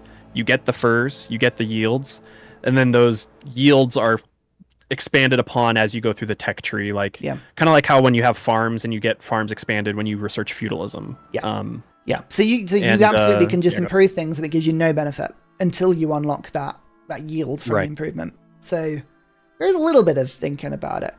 Same thing with the someone was asking about like the buildings and districts. Districts are there too. You build buildings just like you would normally. You just place it on the tile. Yeah, all buildings are on tiles now. Like every single one. Which is, I mean, that is similar how they do it in Humankind too. So people, if you have played Humankind, that's a very similar system. Oh, fair enough. I didn't know that. Someone's asking, did the population do anything? Yeah, population is core to that mechanic, because you don't get to put an improvement down until you get a population. So for every population you get, you improve 1 tile. So it is still linked. You want to grow your cities, but it's like, that is basically the replacement for the builder mechanic. Is you're not dealing with it on like, how many builders do I build? You're building on it on your city population. So if your city's 10 population, you've got 10 improvements. If it's 1 population, it's got 1 improvement. So it's still linked. It's just very different. I think from the impression I got is they wanted the system to be a lot less hassle late game. And in my opinion, both Civ 5 and Civ 6 had a problem with builders and workers, right? In Civ 5, you stop caring after about turn 150, and every single one of your workers just got put on automation, and it just went around, and before you knew it, all of your improvements have been ripped up and markets have been put down, right? Or whatever, or trading posts, or whatever it was. And in Civ 6, builders were so important that there was never a point where you didn't want builders. Like how many times did we as content creators, people are asking, how do I beat deity? And we're just like, builders. Just builders. Chop. Improvements. Builders. Every tile should be worked. There's never an opportunity for builders to not be a good thing. When you've got 30 cities, you don't care about builders anymore. It's this weird thing. I think that was what they were trying to address with this. Like late game, I've got a bunch of stuff. I want stuff taken off my plate. And I think late game, this change is going to be brilliant. I think early game, it's going to be really interesting to see how it feels for people. That also means, no more chopping too. No chopping. That was one thing I was like, oh, come on. Yeah, chopping's gone. If you've got woods, you've got rainforest, that's staying. It is, you build in it and around it. So that's different. I mean, I think urban districts, when you put buildings down, you could put them on wood tiles, right? That was not a problem from memory. Yeah, someone was asking if there was religion, and there is. It wasn't in the demo, and I don't know if it's gonna be. We have no idea.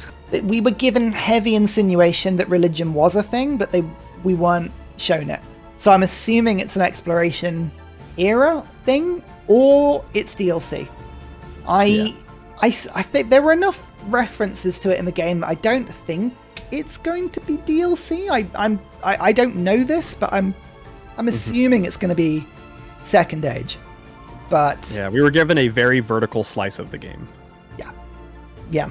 It was a 4-player Prince 1 age map that kind of was a little bit limited in scope. So late game stuff. I've seen a comment about nukes. How do nuke mechanics work? No idea. No idea. Yeah, no idea. We have seen as much as you have on that one. That is totally unknown. So, yeah, tall or wide? I guess this is another big question. I think. So when we were chatting, and we did a lot of chat with developers. That was one of the best things that we got to do, right? Is we got to chat to the devs. We yapped a lot. A lot. That was a lot of fun. And they knew about Civ 6's wide problem. Because I don't know how you feel. I feel like Civ 5 got the wide tall problem probably best solved with Brave New World. Yeah, it was still better to go tall than wide, but you could it was a little bit more balanced. Yeah. And there were different culture trees, right? You could go tradition, start with 4 cities, and then just go tall. You could go liberty, you could go super wide, but there was always that science and culture rubber banding thing. So the more cities you had, the more your penalty was, and it got to a point where you didn't want it. In Civ 6, right, there was never an option to not go wide. You want as many cities as possible. Right. You want as many districts as possible. You want as many builders as possible. Just wide. This Civ 7 doesn't feel like that. So you start with a settlement cap. I think it's 3 at the beginning of the game.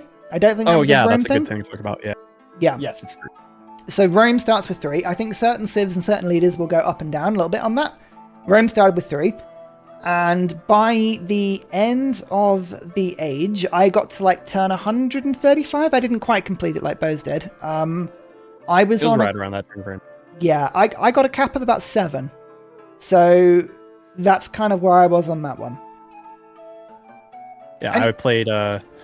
You were also playing Rome, and I was playing Egypt, and I had a cap. I think it was 22 population. So there's definitely some differences in play style that you can do with the different leaders. Oh yeah, no, I think my.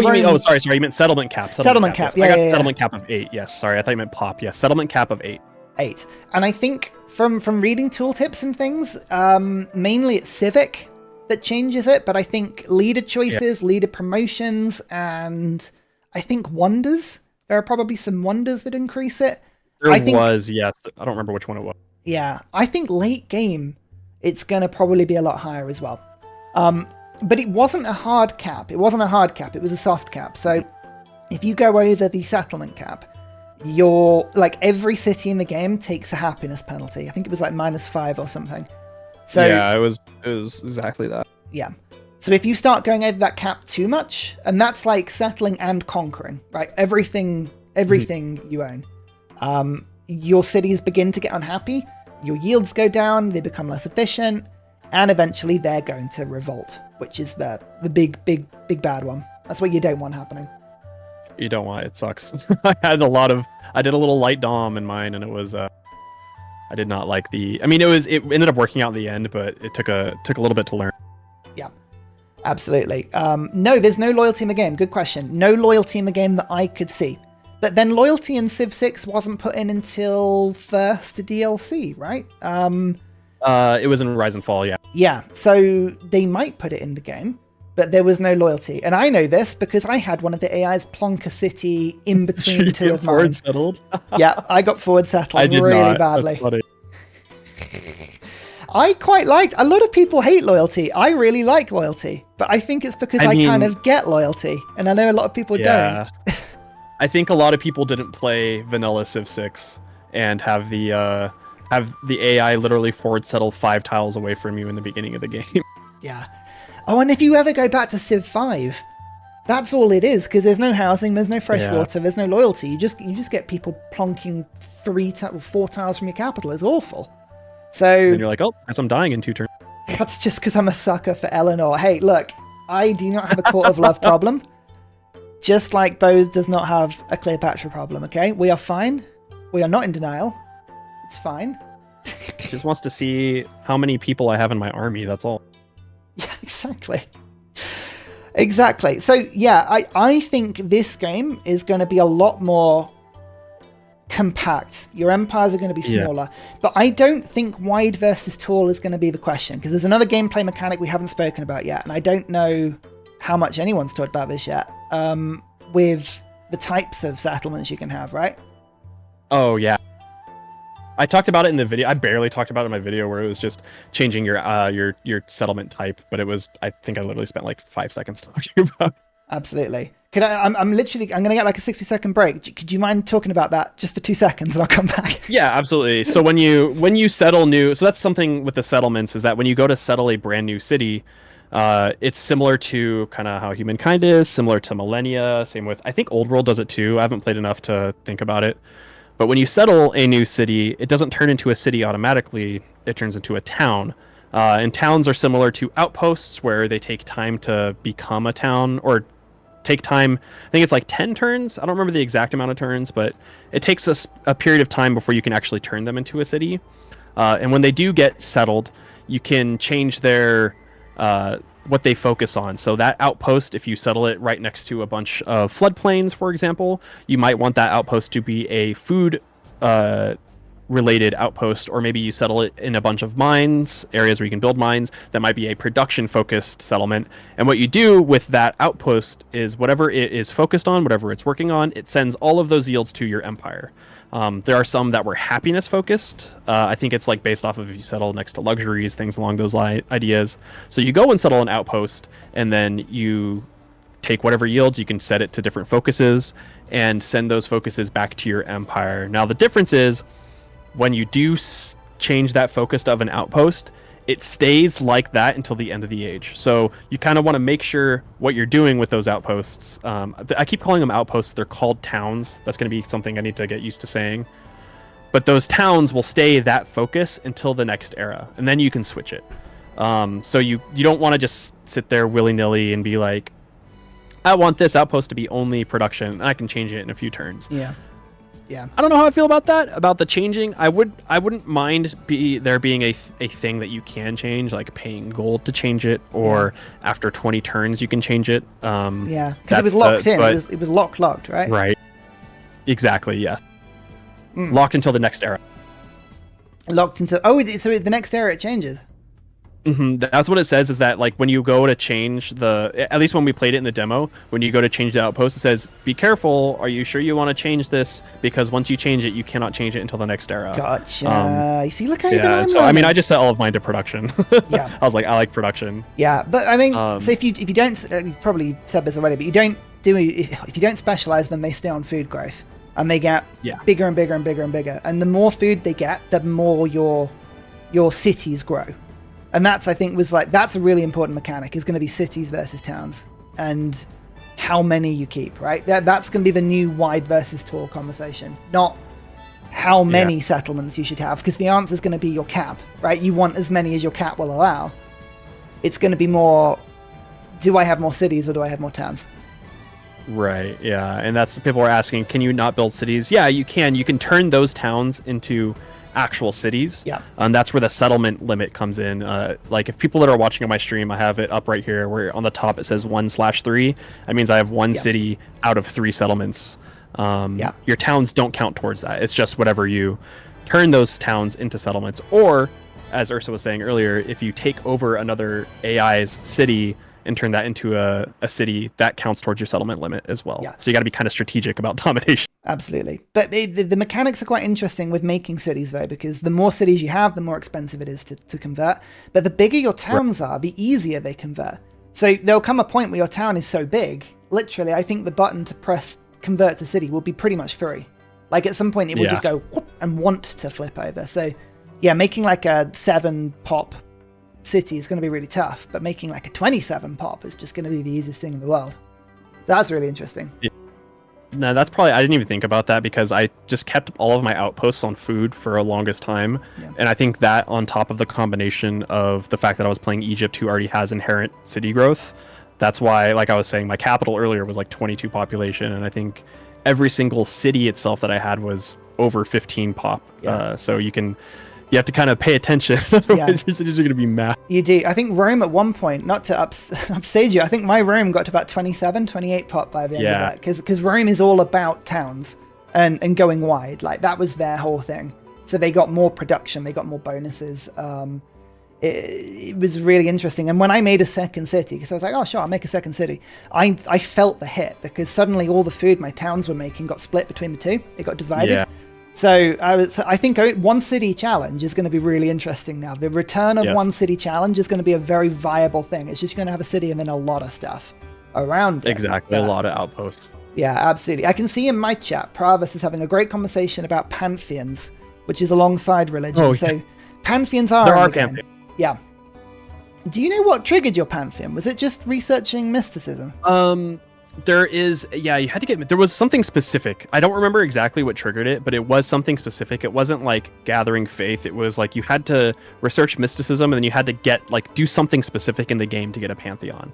Yeah, it was either story driven or I think it was just getting this mysticism civic. I feel like it could have been that. There's no faith, though. Faith, I don't think, is a resource.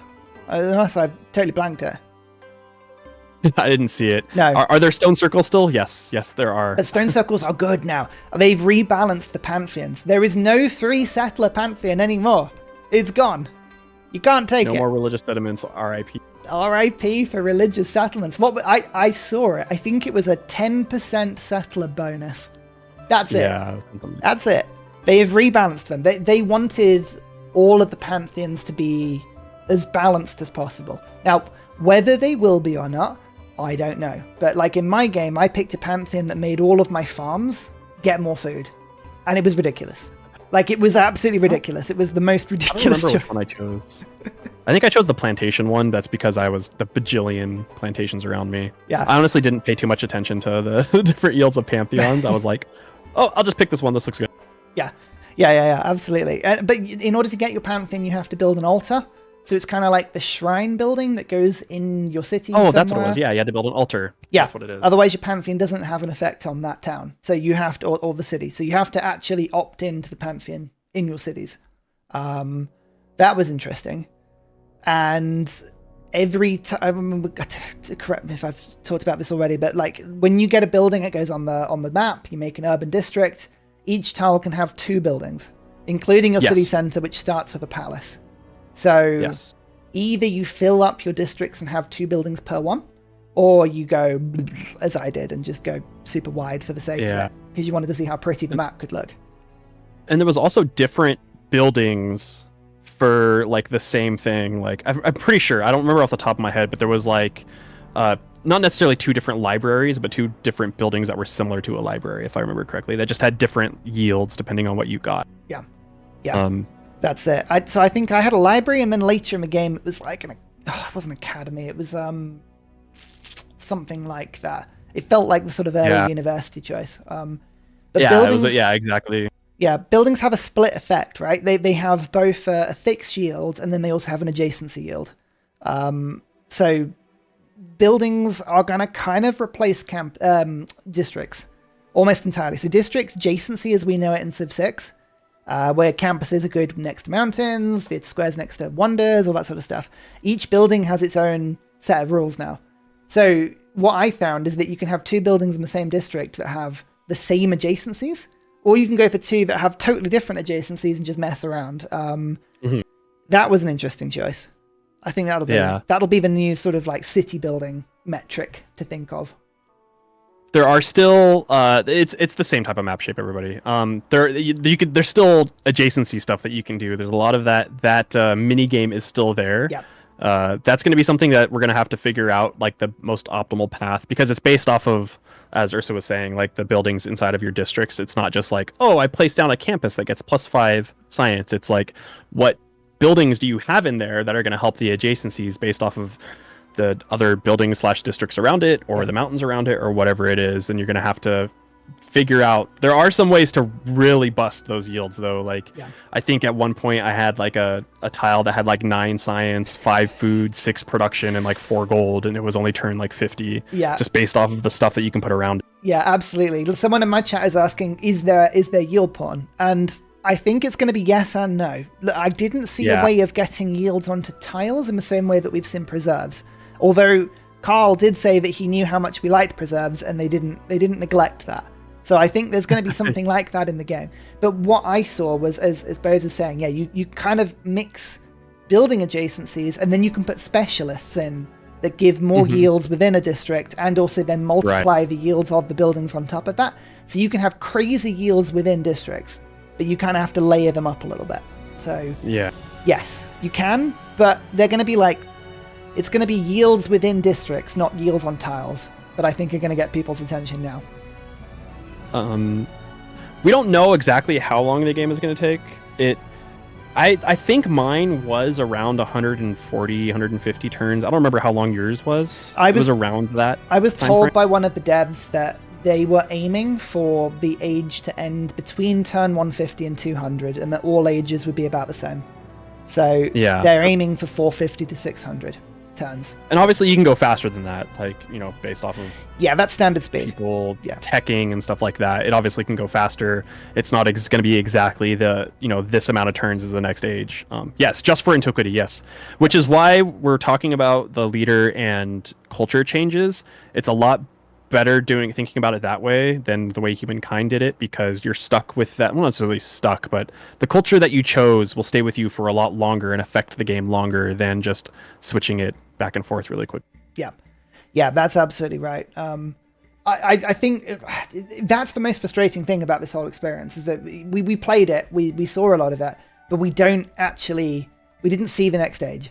We saw the precursors of it. So Crisis is a new mechanic. So towards the end of every age, there is a big crisis, and you pick your own crisis. I did like that. I thought that was really good. So I think it's like 3 levels of crisis, right? It comes in there's 3 of them. I had no idea was it just the end of the age? I had no idea what triggered it.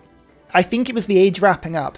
So you kind of have this little metric in the top left of the screen that tells you how far the age is from completion, and as people do stuff, that ticks up and up and up and up. But as it gets close to the end, the crisis happens.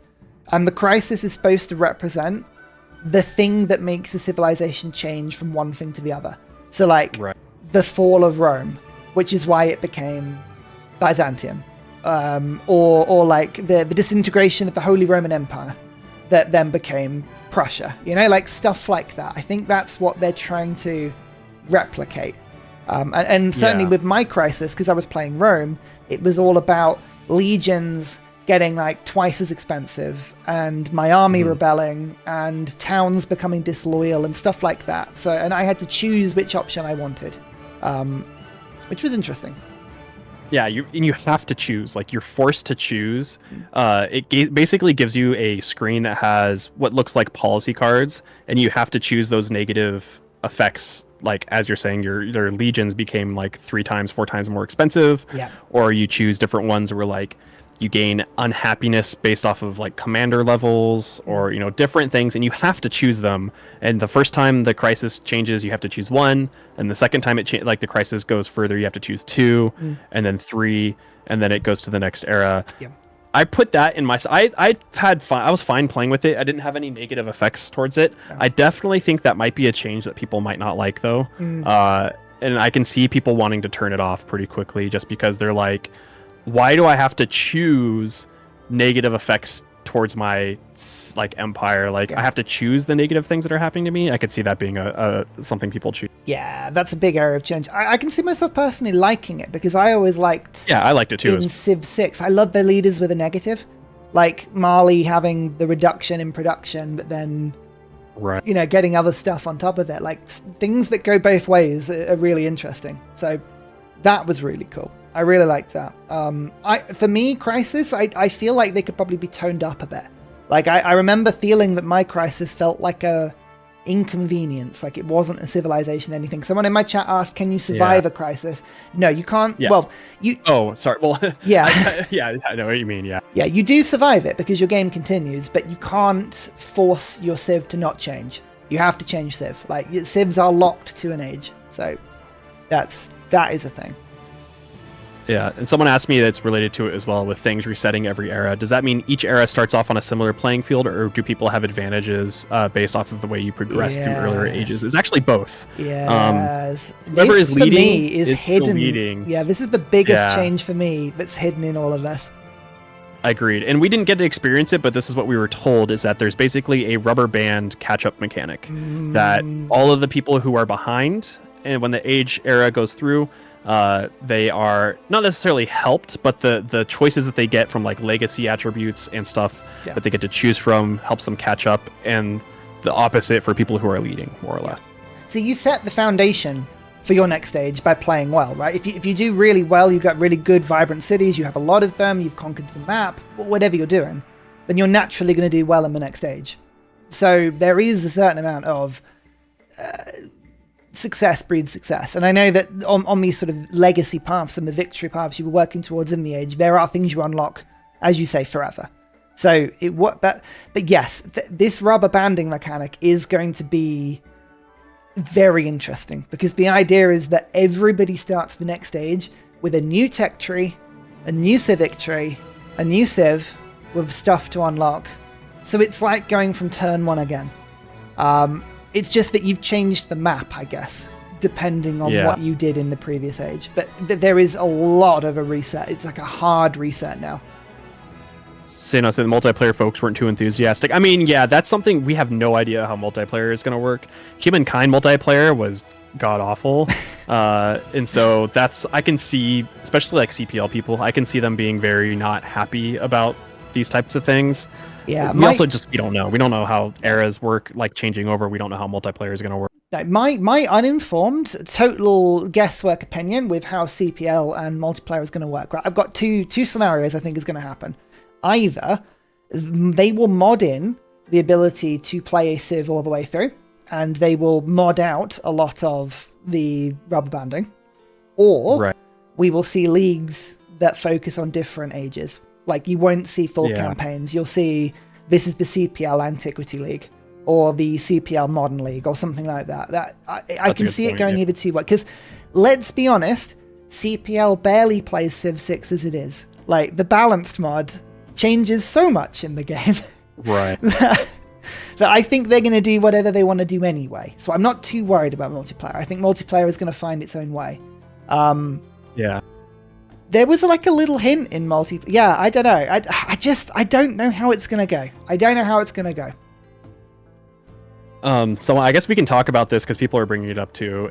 But there's two things that I really dislike, and I hope they change. One of them, they have already told us they are changing, and that is the UI.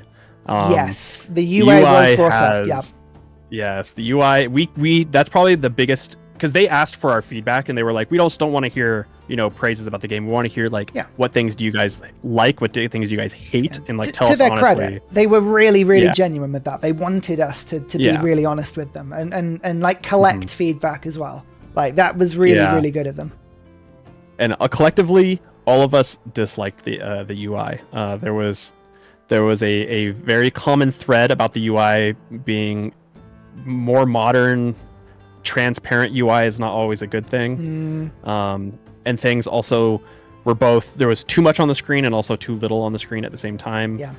What I talked about in my video that I ended up talking with my partner about, because she's an artist, is that one thing that really bugged her, and actually now that she said it bugged me a lot, is there's too much gray on gray on gray. Yes. If you look at the tech tree, it is, which is funny because my video is popping up to that point right now, is that it is gray with a lighter gray on top of it, with a darker gray on top of it, and the only thing that's illuminating it is the gold. And it's like, when you see that, nothing pops out to you, whereas you look at the Civ 6 tech tree, it is gold, but there's also vibrant blue, vibrant green, vibrant red, Yeah, absolutely. I think I couldn't remember in the gameplay whether they actually addressed this already. Upscaling UI was one thing that they were in process of changing. Like, the UI we saw was diddy. It was so tiny, and you had to actually ask for your screen to get blown up if you wanted to read it. Yeah, that didn't help that we were playing like in 4K on like 32-inch monitors, so that probably didn't help either. Yeah. So the sizing needs work, but I think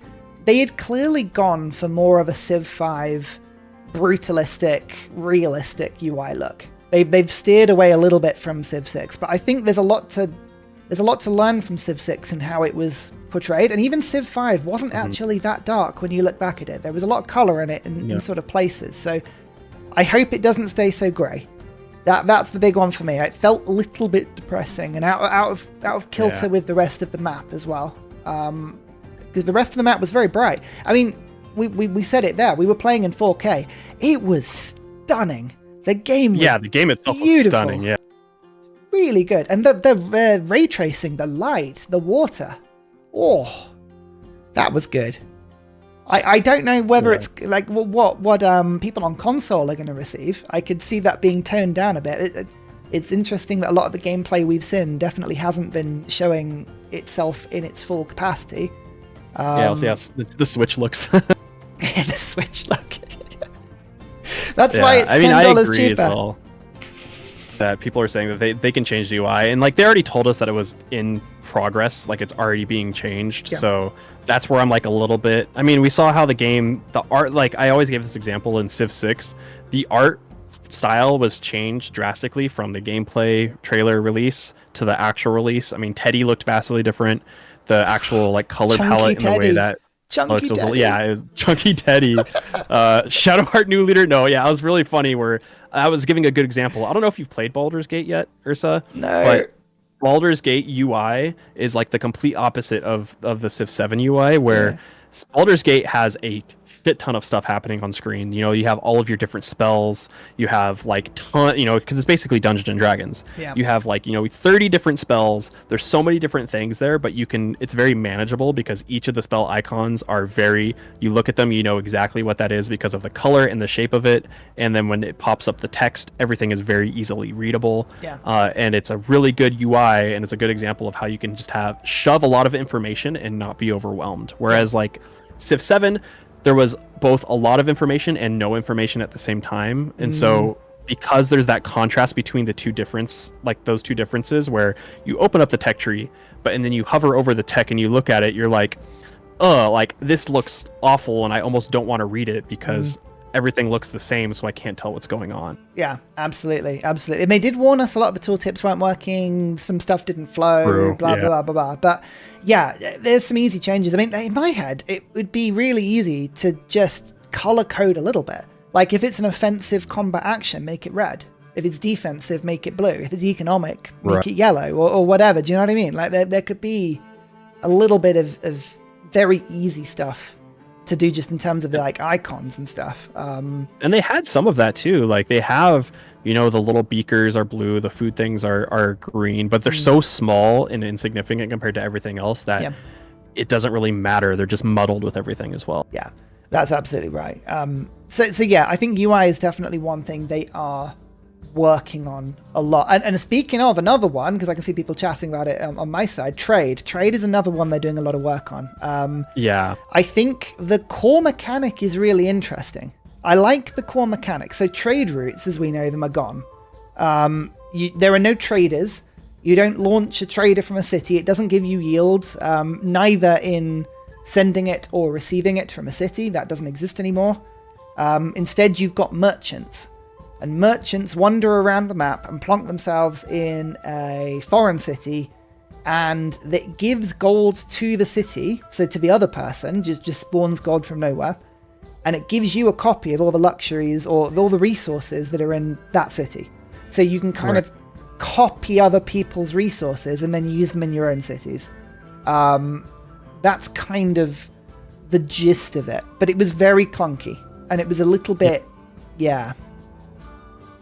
It definitely, you could tell it definitely wasn't fleshed out all the way still, at least like from a design perspective. The idea was really cool, and like it's very much the stereotypical saying of like all the bones are there, but the bones are good. The actual piece of it, the bones are good, and that's literally what it was. Is the bones are good on a lot of these mechanics. It's just some things that are missing.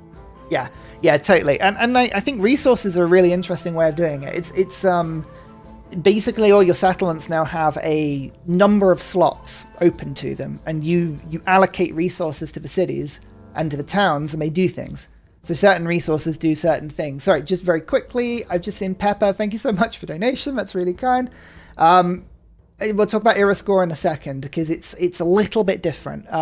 But yeah, so like for instance, I saw horses was like an empire resource, so that just gave a production bonus and a combat bonus to just cavalry wherever you were. But then there was other stuff like wine. I had a ton of wine, and that was giving a bunch of culture to whatever city it was in. So copying people's resources was really, really interesting because you could take their stuff and then you could optimize your cities. You could be like, right, this is my culture city, and there are like 5 copies of wine in this city, and it's getting a bunch of culture because of it. And I've done that because I've got a merchant in this city, I've got a merchant in this city, and then I've improved all this stuff. So That was really cool. And then to tie into that too as well, I guess you're talking about the economic stuff. Yeah. Actually, what was I talking about? I had something in my head and it went completely out of. Well, someone's asked me about how amenities, are they still a thing? There's no resources, there's no luxuries anymore. Resources are all just resources. The bonus luxuries and strategic resources are kind of all blended into one a little bit. And you allocate them around in the same way. Some of them give you happiness, but there are no amenities anymore. And they stack now as well. You can have multiple copies of the same resource in a city and they do appear to stack. That's different. So no more trading away your second copy or something. That was something that I talked about as kind of being a replacement of like the citizen management aspect, where you still have those types of mini games, but it's resources, and those resources give you different modifiers. For example, I don't remember exactly which ones they were, but I'll just give an example of if you have a rice resource that obviously will give you 10% extra food or whatever it is to that city that owns it. And if you have a city that's kind of starving, you just assign that resource to that city, and now it gains that extra food from that resource. Yeah. And the same thing happens with happiness. I think there was some happiness luxuries as well as some production resources that could do the same thing. And they, like you said, they stack, so you can have a city being hyper-fed food from the resources that you gathered. Yeah. So I like that mini game because you could really say I've got a bunch of resources and I want this place to do this and I want that place to do that. And some resources seem to do better in towns than cities as well, which was really cool. Yeah. So you put them in towns, it has a double effect or whatever. So there seemed to be quite a lot of thought in it. I think just the UI and the way it was sort of going needed to be polished a little bit. Just to pull the conversation in a slightly different direction, I had a question come in about is there a timeline to keep track of growth like era score? It's nice to have an overview of the history of your empire. I didn't see a timeline thing, like in Civ 6. No, I didn't either. No, I didn't think I saw anything like that. I didn't either. I guess that does kind of tie into the way that the victory conditions of the game. You can kind of segue into that of how those work. Yeah, victory conditions have changed a bit.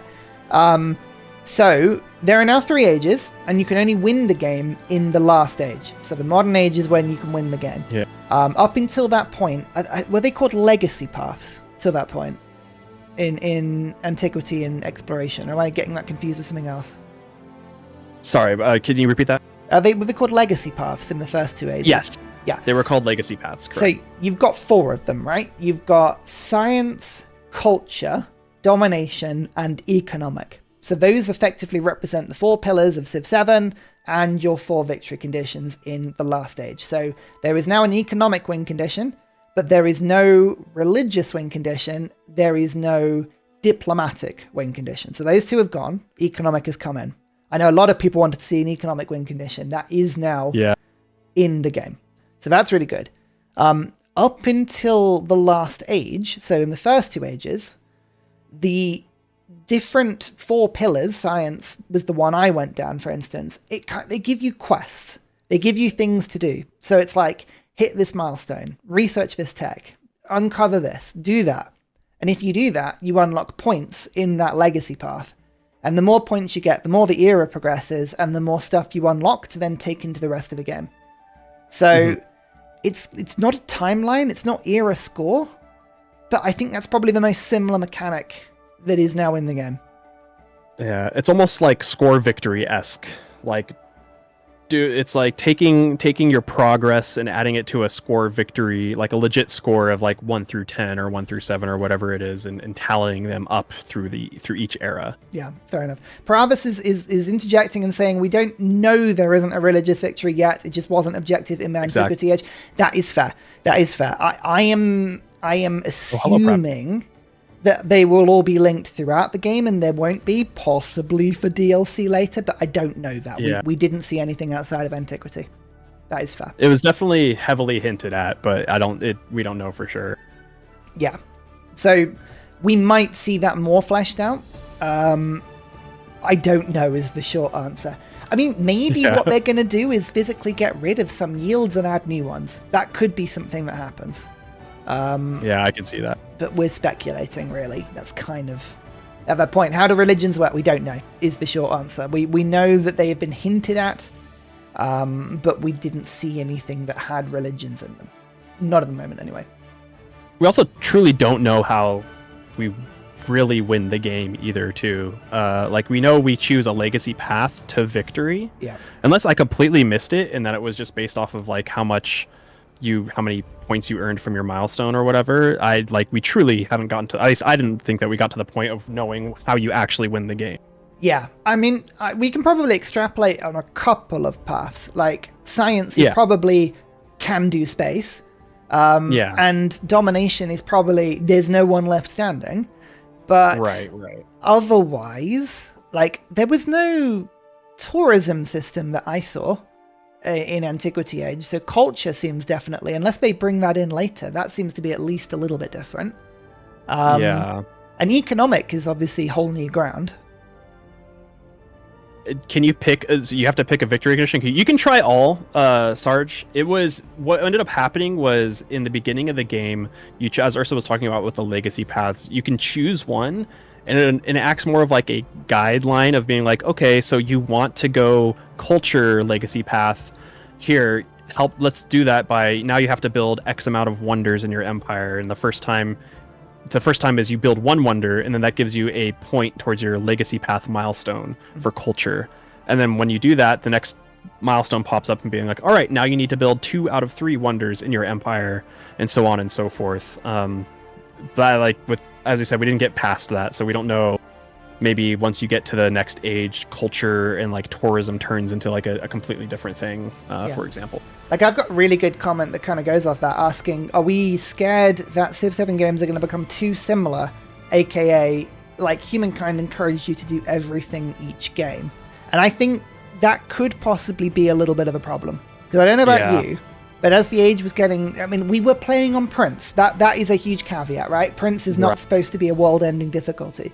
But towards the end of it, I was like, I have the most science, I have the most wonders, I have the most cities, my army is kick-ass, so I was like ticking stuff off. Like, I want to see a system that really does kind of make you think about what you're doing. Like, you can't do everything. Yeah. That would be cool for me. I think I have a feeling that's probably what it's going to go to, because the way that Humankind worked was that, you know, even though it was a score victory, you chose kind of what, like with science, the score victory triggered the end of the game when you launched into space. And that's when it triggered the end and being like, all right, let's tally up everyone's things. I kind of feel like that's what's going to happen here, is when you get to the end of the era, you're figuring out, or the end of the last era, you're like, what legacy path were you trying to go for? And, you know, for example, with science, it might be the same thing where you go and you finish the science victory and you trigger the end of the game, and then it goes through. But I mean, I agree. I don't want it to feel samey. Like, I want you to be able to choose what path you want to go through and have that path be the way that you actually win the game. Because it's, I mean, I don't know. We haven't, like, that's the thing that sucks. We haven't gotten past that yet. We haven't got past it. Yep. We haven't gotten past that. And so we don't know if it's like, is it better to just spread out and try to do as many milestones as possible? Is it better to like beeline one milestone? We don't know. A case for the defense of games will feel a little bit different. The promotion tree for leaders that they've put into the game was huge. Oh, yeah. So I was playing as Augustus of Rome, although it could be Augustus of absolutely anyone you wanted to be. And he had, it was like 6 different promotion trees, including economic and military and science and diplomacy. And I think religion was, I don't know if religion was one. It was diplomatic was a 5th one. I can't remember what the 6th one was. Yeah. Oh, it was expansionist. Expansionist. Yeah, that's it. And that promotion tree was huge. Like, there was about 12 or 13 promotions in each tree. And I did not get anywhere near enough points to get anywhere near completing any of them. And they were all very different. Like, basically the idea is that you push your leader in whatever direction you want them to. So you can have militaristic Augustus, or scientific Augustus, or expansionist Augustus. And he has certain abilities that suit him better, but the tree is open. And that did feel a little bit cool. I don't know how versatile those choices are going to be. I don't know how samey they're going to be. But yeah, that's true. It looked like it was a big old tree. It definitely, I mean, the one thing that I liked about that, and some people might not just because they don't have the same mind, is kind of what I mentioned earlier, is how can I take all of these things and make the most broken Civ possible?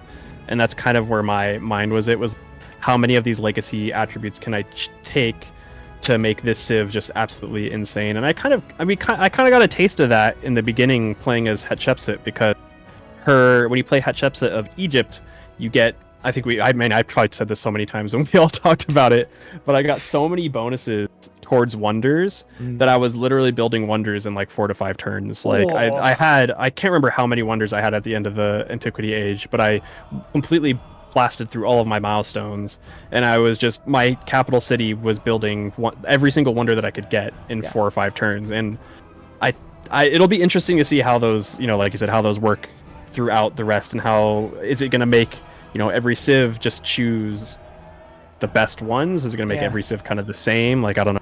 Yeah, I feel like it's going to go 2 different ways for 2 different types of people. The devs, I think, have people who want to experiment in mind. I think this system with different Civs, different leaders, changes, different trees, that's going to be really good if you're willing to just random it up every time. Like, if you just want a new dance, you're going to get a new dance. Like, no game will ever be the same. If you're the sort of person that likes breaking the game and finding that perfect path of the most broken abilities, I think you're very going to quickly find that path and do the same thing every turn, or every time. Yeah. So it's going to be how you go into the game. If you're willing to just absolutely go for contra strategies and do different stuff, then I think it's got a lot for you. That's your sort of person they have in mind. I don't know how railroady it's going to get if, say, I want to play scientific, and there's going to be one way you play scientific. I don't know. Yeah, that's a good point. I honestly didn't even think about that, because that is, part of the leader attribute stuff. I mean, you can go down the scientific tree and the culture tree, but it's like, do you want to spread that out a little bit, or is it only just if you want to play scientific, you have to go down the scientific tree? Yeah, it's gonna be really interesting to see how that balance lies. Yes, just seeing some other comments. Yep, there are natural wonders. Yep, natural wonders still exist in the game. There was did you have a sneak peek in the Civipedia when you were playing? I did. I actually used the Civil. Everything I didn't understand, I constantly was looking through the Civilopedia like over and over and over again. So I used it a lot. Yeah, they had a list of the wonders and natural wonders that were currently in the game. I didn't look at that. Yeah, it was all listed in there. They didn't have any of their abilities, but like, for instance, Grand Canyon was in there. Let's go. Grand Canyon was in there. It gave a lot of happiness from the tiles that I could see. I think, oh man, I've got a list somewhere. I haven't got it up in front of me, but so there's definitely a lot of natural wonders. I don't know how versatile the list is going to be. It didn't seem to be like the biggest list in the world, but no, certainly okay. Wonders are going to be really interesting. funny because I didn't get any natural wonders in my first game that I played. I had 0 that spawned on the map, but the second time I played my second game, it was literally 2 moves in. There was a natural one. You finally got the spawn from the trailer, where it's like, I'm just going to rock up to this wonder. Absolutely. Absolutely. Yeah, Ingatsu Falls in the stream. Yeah, that's it. That's a very good question. Do I know if University is in the game? I don't, is the short answer. I think someone saw it. Yeah. I don't know. I hope it's not. I really hope it's not. I'm going to specifically message every single Firaxis dev and be like, the wonder who should not be named in there right now. I really, like, people ask, like, do I want my art to be put in the game? The answer is no. It would be a travesty for the game. What I really want to do is get Gwendolyn Christie to read out a unique line for that wonder for me. I will write it myself, and it will not be flashing. My chat's like, what's wrong with Oxford? And it's like, you're gonna have to ask Ursa about that. It's an evil place. Some of you obviously aren't Ursa enjoyers. It's a terrible place. Everyone should stay away from it. Is Hadrian's Wall a wonder? No idea. I didn't see it. I don't think so. But that would be cool. Did one of the pieces of art look like it had the Great Wall of China in?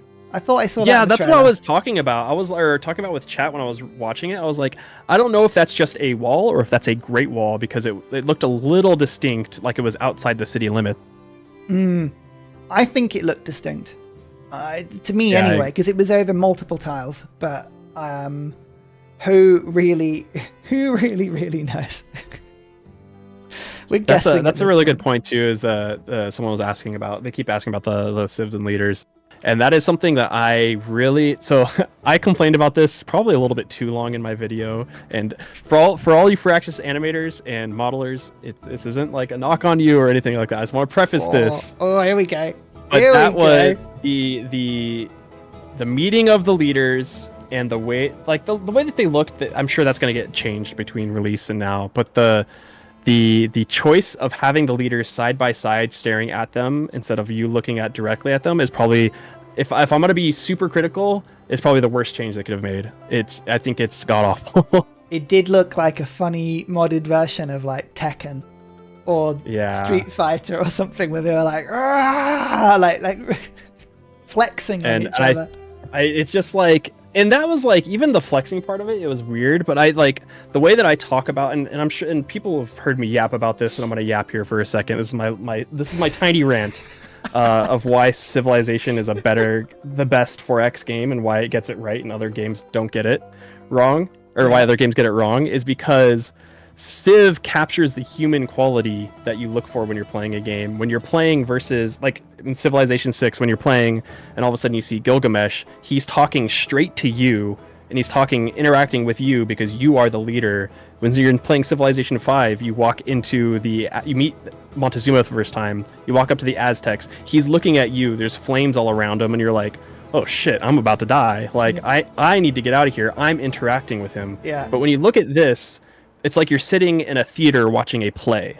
You're watching two avatars talk to each other who you don't know. They're not interacting with you. And there are some people who play Civ kind of like a tabletop simulator stuff, but I feel like the majority of people who play Civ, they're playing it as like, I'm the leader, I'm inserted into the game, I'm playing versus you, I'm playing versus you, I'm playing versus you, and they're interacting with me that I'm doing in this game. And when I feel like you take that first person narrative out, where you're like, I'm not part of the game anymore, I'm just observing, I feel like that takes kind of the soul of Civilization out, and I think that's my biggest gripe with it, and I will die on this. No, but it was an interesting choice because clearly they wanted to make the leader the most intrinsically important part of it all. Right? Like you're no longer playing with Civilization. The Civilization changes. That goes with whimsical flow of age and time. Your leader is really important. So yeah, it's weird. I guess I can see what they've done. It's like, well, if the leader's really important, you need to see them because you're leveling them up. They're important. But yeah, Nick, right. It is an interesting choice in how it's been put through. Which is ironic because I also pointed out in the video that if that were the case, they weren't even the focal point of diplomacy or when you're meeting them. If you look at like the video of it, and like I said, this is my overcritical. This is the only part I was super overly critical. Once I'm done with this, I'm done about being overcritical. But like, if you look at the whole, you know, there's gonna be more. It's simmering. I know, but this is like, and it could probably, this can change too. Like, I'm not saying this is like something that's fixed or whatever. They can change it or whatever. But like, if you look at that screen, the focus isn't even on the leaders themselves. Like, the first thing you see is the background of the city, and it's like, the leaders are so small, and it's a whole thing. It's a whole it's a really different visual. Like for me, the biggest thing with the leaders was the look of them, because they've gone much more Civ 5 in artistic style. Like, clearly they wanted to go for that more realistic, more human looking visage, but they've kind of left a little bit of that Civ 6 like cartoonishness. But not much, but like enough. There needs to be some goofiness in there. It needs to be a bit more goofiness. There needed to be a bit more like normal animation and like movement and like I don't know. I just loved Civ 6. I know it's a controversial point. I just loved the way Civ 6 did it. I thought Civ 6 models were the best. Especially the early ones. Especially when they had such crazy high bars. Looking at you, Cleo. It's like you can, that's the thing with the Civ 6 ones, is that you can tell when you look at the leaders, you can tell exactly what they're feeling. You can tell that Teddy's pissed off at you, right? You can tell that Cleo is like liking you because she's trying to seduce you. Yep. And like when you see this, you're kind of like, I don't know what their feelings are behind it. They look good for the most part. Yeah. They could be better, but you don't really know. Yeah. And in their defense, the problem they've got, and it's what a lot of games are having, and they have had in the last sort of 5 to 10 years, graphics are now improving to the point where they clearly want to run this game in 4K. It's really tricky to do something in detail that doesn't have that uncanny valley look. Like, it's so easy to fall in. Like with Civ 6 wasn't human enough to have that problem. Civ 5, the graphics weren't good enough to have that problem. Civ 7, just one tiny slip up or like a little decision of creativity, and suddenly you've got like a scary robot on your hands. And there's not much you can do to unsee it. And that's not like just Civ 7. That's a lot of games have fallen into that problem. That's just kind of the issue with the graphic capacity of games that we have at the moment. And whether or not they've avoided that fully in some leaders, like, why is Augustus so young? That was, I mean, what does he look like? He looks like a small boy. It was really, I mean, I think probably he was quite young when he ruled. That's probably very much lore, but it was just such a funny choice. He looks like the Walmart yodeling kid. I don't know if you know who I'm talking about. I have no idea what you're talking about. Have you not seen that? Where it's like this little kid who's like 8 years old in the United States, where he's in Walmart and he's going yodel, like super old timey yodeling, and he looks exactly like him. So I'm going to segue this really quickly. We went to an American supermarket whilst we were waiting for this experience, and oh my god, you have the biggest supermarkets. What is your problem? Why do you need many things in one building? This is America, brother. Go big or go home, brother. Everything's so big. I don't need to buy. What was it? It was like a 5-liter bottle of Coke. I was like, I can't lift that. That's like gym work for me. Why does this exist? You're not supposed to just drink it. You're supposed to inject it through an IV into your veins, so that way you have it on you at all times. Right. I see. I'm so sorry. I think I missed that bit. That's the you didn't get that during customs. That's what they tell you specifically in customs, is that if you don't have a drip of Dr. Pepper running through your veins, you're not in America. Oh, you see, I just you go through the airport and they're like, right, make sure all your liquids are under 100 millimeters. Make sure you've got at least 3 American flags on you at all point. You need to just abruptly wave them every 30 minutes, shouting USA. That's the customs check, right? There's no visa. It's just frequent shouting of the anthem. But I think the art style, it's both big wins and big losses. Like, I think there's going to be a lot to change. The UI has got to be the one that changes the most. But I still can't get over the map. The map is beautiful. I think they've really knocked it out of the park on that one. Agreed. And I do want to say, like, I made this point in the video too, is that like when we're being critical on things, it's not necessarily that we want the game to fail or we hate it.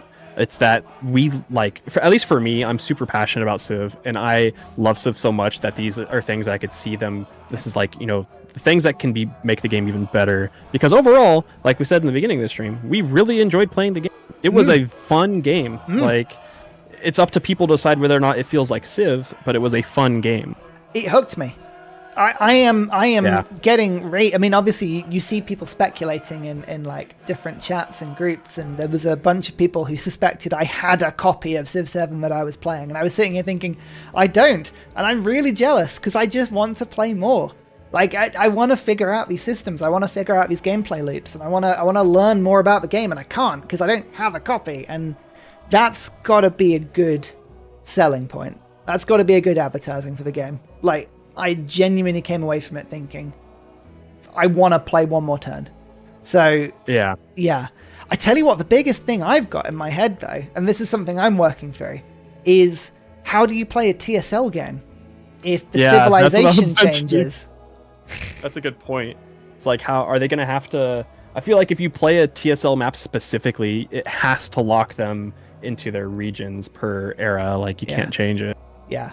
It's gotta have something like that. Like, I want to run a 20-player TSL Earth map as soon as I can, and if Egypt becomes someone totally different, then by the end of it, is it going to look the same? I don't know. That's going to be the question. Maybe you just have to lock in for your Civ, but I mean, if people go wild, maybe, you're right, you could just lock it into like historical pathways or something.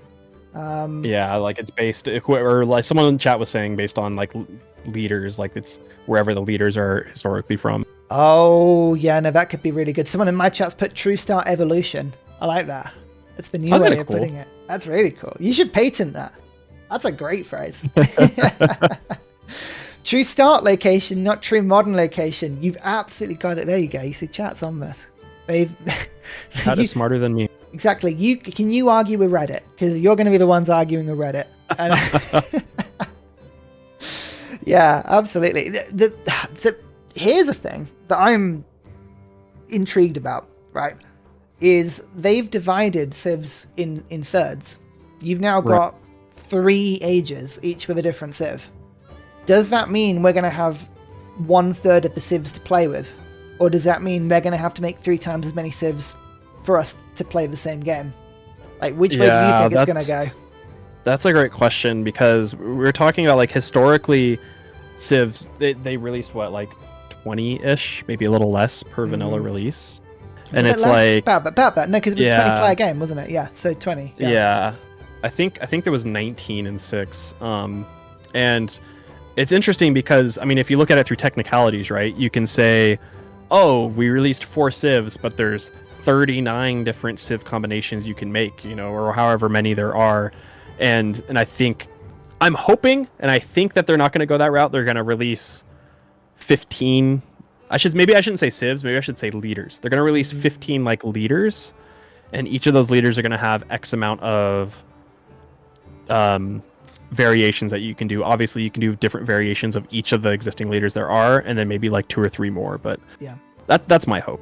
Yeah, I just hope we're not left with so few choices that by the end of the game it kind of feels a little bit repetitive. Like, I've played games recently where if you play the game, what was it? Solium Infernum was a good example of a game, right? I forgot about that. Yeah, really, really fun game. Really liked it, but it was one of those games where if you played it on its full amount of players, every single civ was always in the game. So what I don't want is it to be like, oh yeah, we've actually limited it to 8 players, and there are only 8 civs to play. So you're always going to have the same bunch every time. That's what I'm hoping we miss. That's a really good point, because that's kind of like how it was with Humankind too, where it was like they only had at least on release, they had a very few limited amount of actual civs that you can play, and it felt like, I mean, other stuff, it felt like, oh, I'm gonna see them on every single game no matter what. Yeah, we'll see if that's true. As a positive, I mean, from what we were being told and what we were seeing, Firaxis as an entity looks like it is as skilled and as capable as it's ever been, like in terms of manpower, in terms of the teams on this sort of stuff. Yes. It might be that this is their opportunity to be like, actually, in terms of civs, we want to represent everyone. We want everyone to be represented, especially in the modern age. Let's give everyone a civ. And by the time we've had 3 DLCs, a couple of leader passes, and a couple of civ passes, we have like 90, 100 options for civ. I mean, if you've ever gone back to one of the like Redux versions of Age of Empires, right? And you're looking down that list and it's like 100 different people you can play. Maybe it'll be like that. But I don't know. Or mods. Maybe mods will be the salvation. I don't know. That's true. I mean, to be fair, like, and I know like a lot of the UI stuff, it happens with every 4X and Grand Strategy game, right? I mean, if you play vanilla Civ UI, it's like, oh, I mean, even Civ 5, I can't play Civ 5 unless I use the enhanced UI mod. Like, it's just, I cannot play it. Yeah. And so there's a possibility that just mods save the UI stuff, because that's like the easiest thing to change, right? Like, visual stuff is super easy to change. Yeah. Actual core mechanics are a lot different to change. Yeah, totally. Because this is that's why I'm like least worried about. Yeah. This is the big problem, and I think people forget this from a player point, right? The devs are trying to make a game that is easy to play for everybody, including people who play on Warlord and Prince, including people who play on console, including people who play on, like, for the first time. And we come at it from a point, and I know a lot of our fans that are watching streams like this and videos, we all come from it at the point where we play a lot of Civ, we're very vested, we play on hard difficulties, we've got certain different types. We're going to need something more complicated. Like, if I look at my Civ 6 user interface compared to the base one, it's so much more complicated. Like, I've got indicators, quick deals, and things that show housing and amenities and luxuries and all this stuff at the top that I've added in. But if you try giving that to a new player, they're not going to have a clue what's going on. Like, try picking up Victoria 3 for the first time. It's like watching your brain melt and your nose will bleed and your eyes will fall off your head. And so they've got this balancing act to play. So I think mods are always going to have a role in. People are going to be like, oh, they've missed this, they've missed that. That's what mods are for. Because we come at it from a really different point of view. Like, we're avid, we're keen, we want to save our clicks because we've played 7 games this month. Like, we're different, I think. It's going to be really interesting. No, I agree. I mean, like, the Victoria 3 comparison is spot on. It's like taking a school exit exam when you're trying to play Victoria 3. And don't get me wrong, I love that game. But that game doesn't love me though. I love that game. I can't play it because you get hooked, and there's no way of learning that game without just having game-ending issues. Like, that's the way that Vicky 3 teaches you. It's like, oh, here's this mechanic you didn't know about it, and your game's over. Try again. Oh yeah, here's this other mechanic you didn't know about, and your game's over. Like, this Civ feels a little bit more friendly.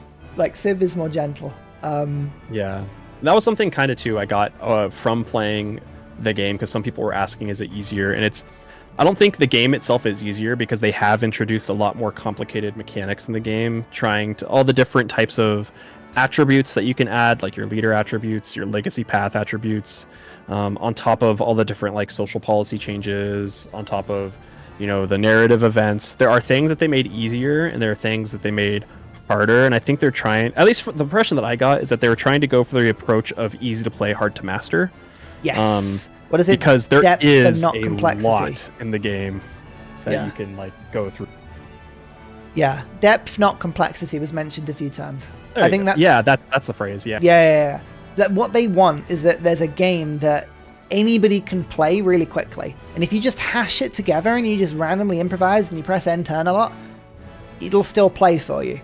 But if you want to beat it at the hardest difficulty, you will have to learn it. And yeah, that's a really difficult mechanic to get right. That's definitely why they took builders and workers out of it. I'm almost certain about that.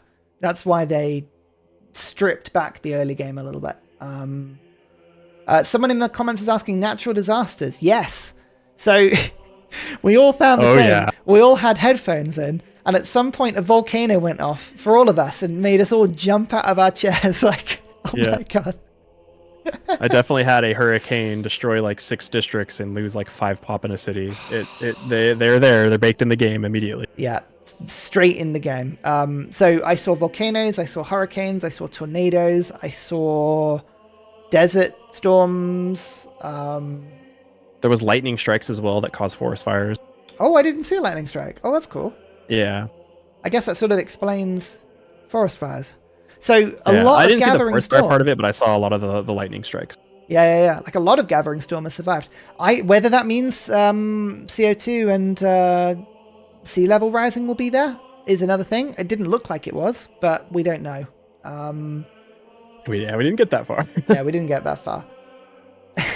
One thing I wanted to ask your opinion on, and I think it's actually going to be kind of divisive, is the influence and diplomacy part of the game. I'm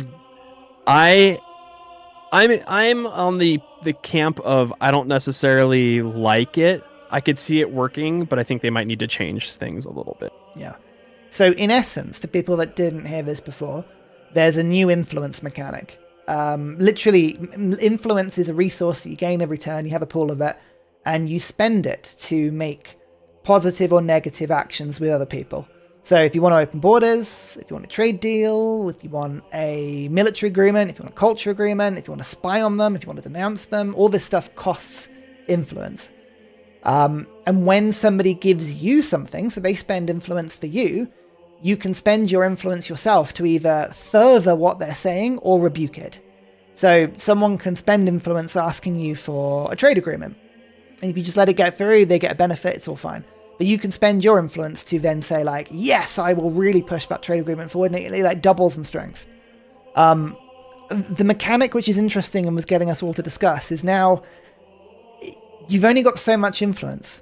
So there's only so much you can do with so many people. So you end up in the situation where you've got like one person you hate, one person you love, and everyone else is like, you can't even talk to them because you've got no influence left.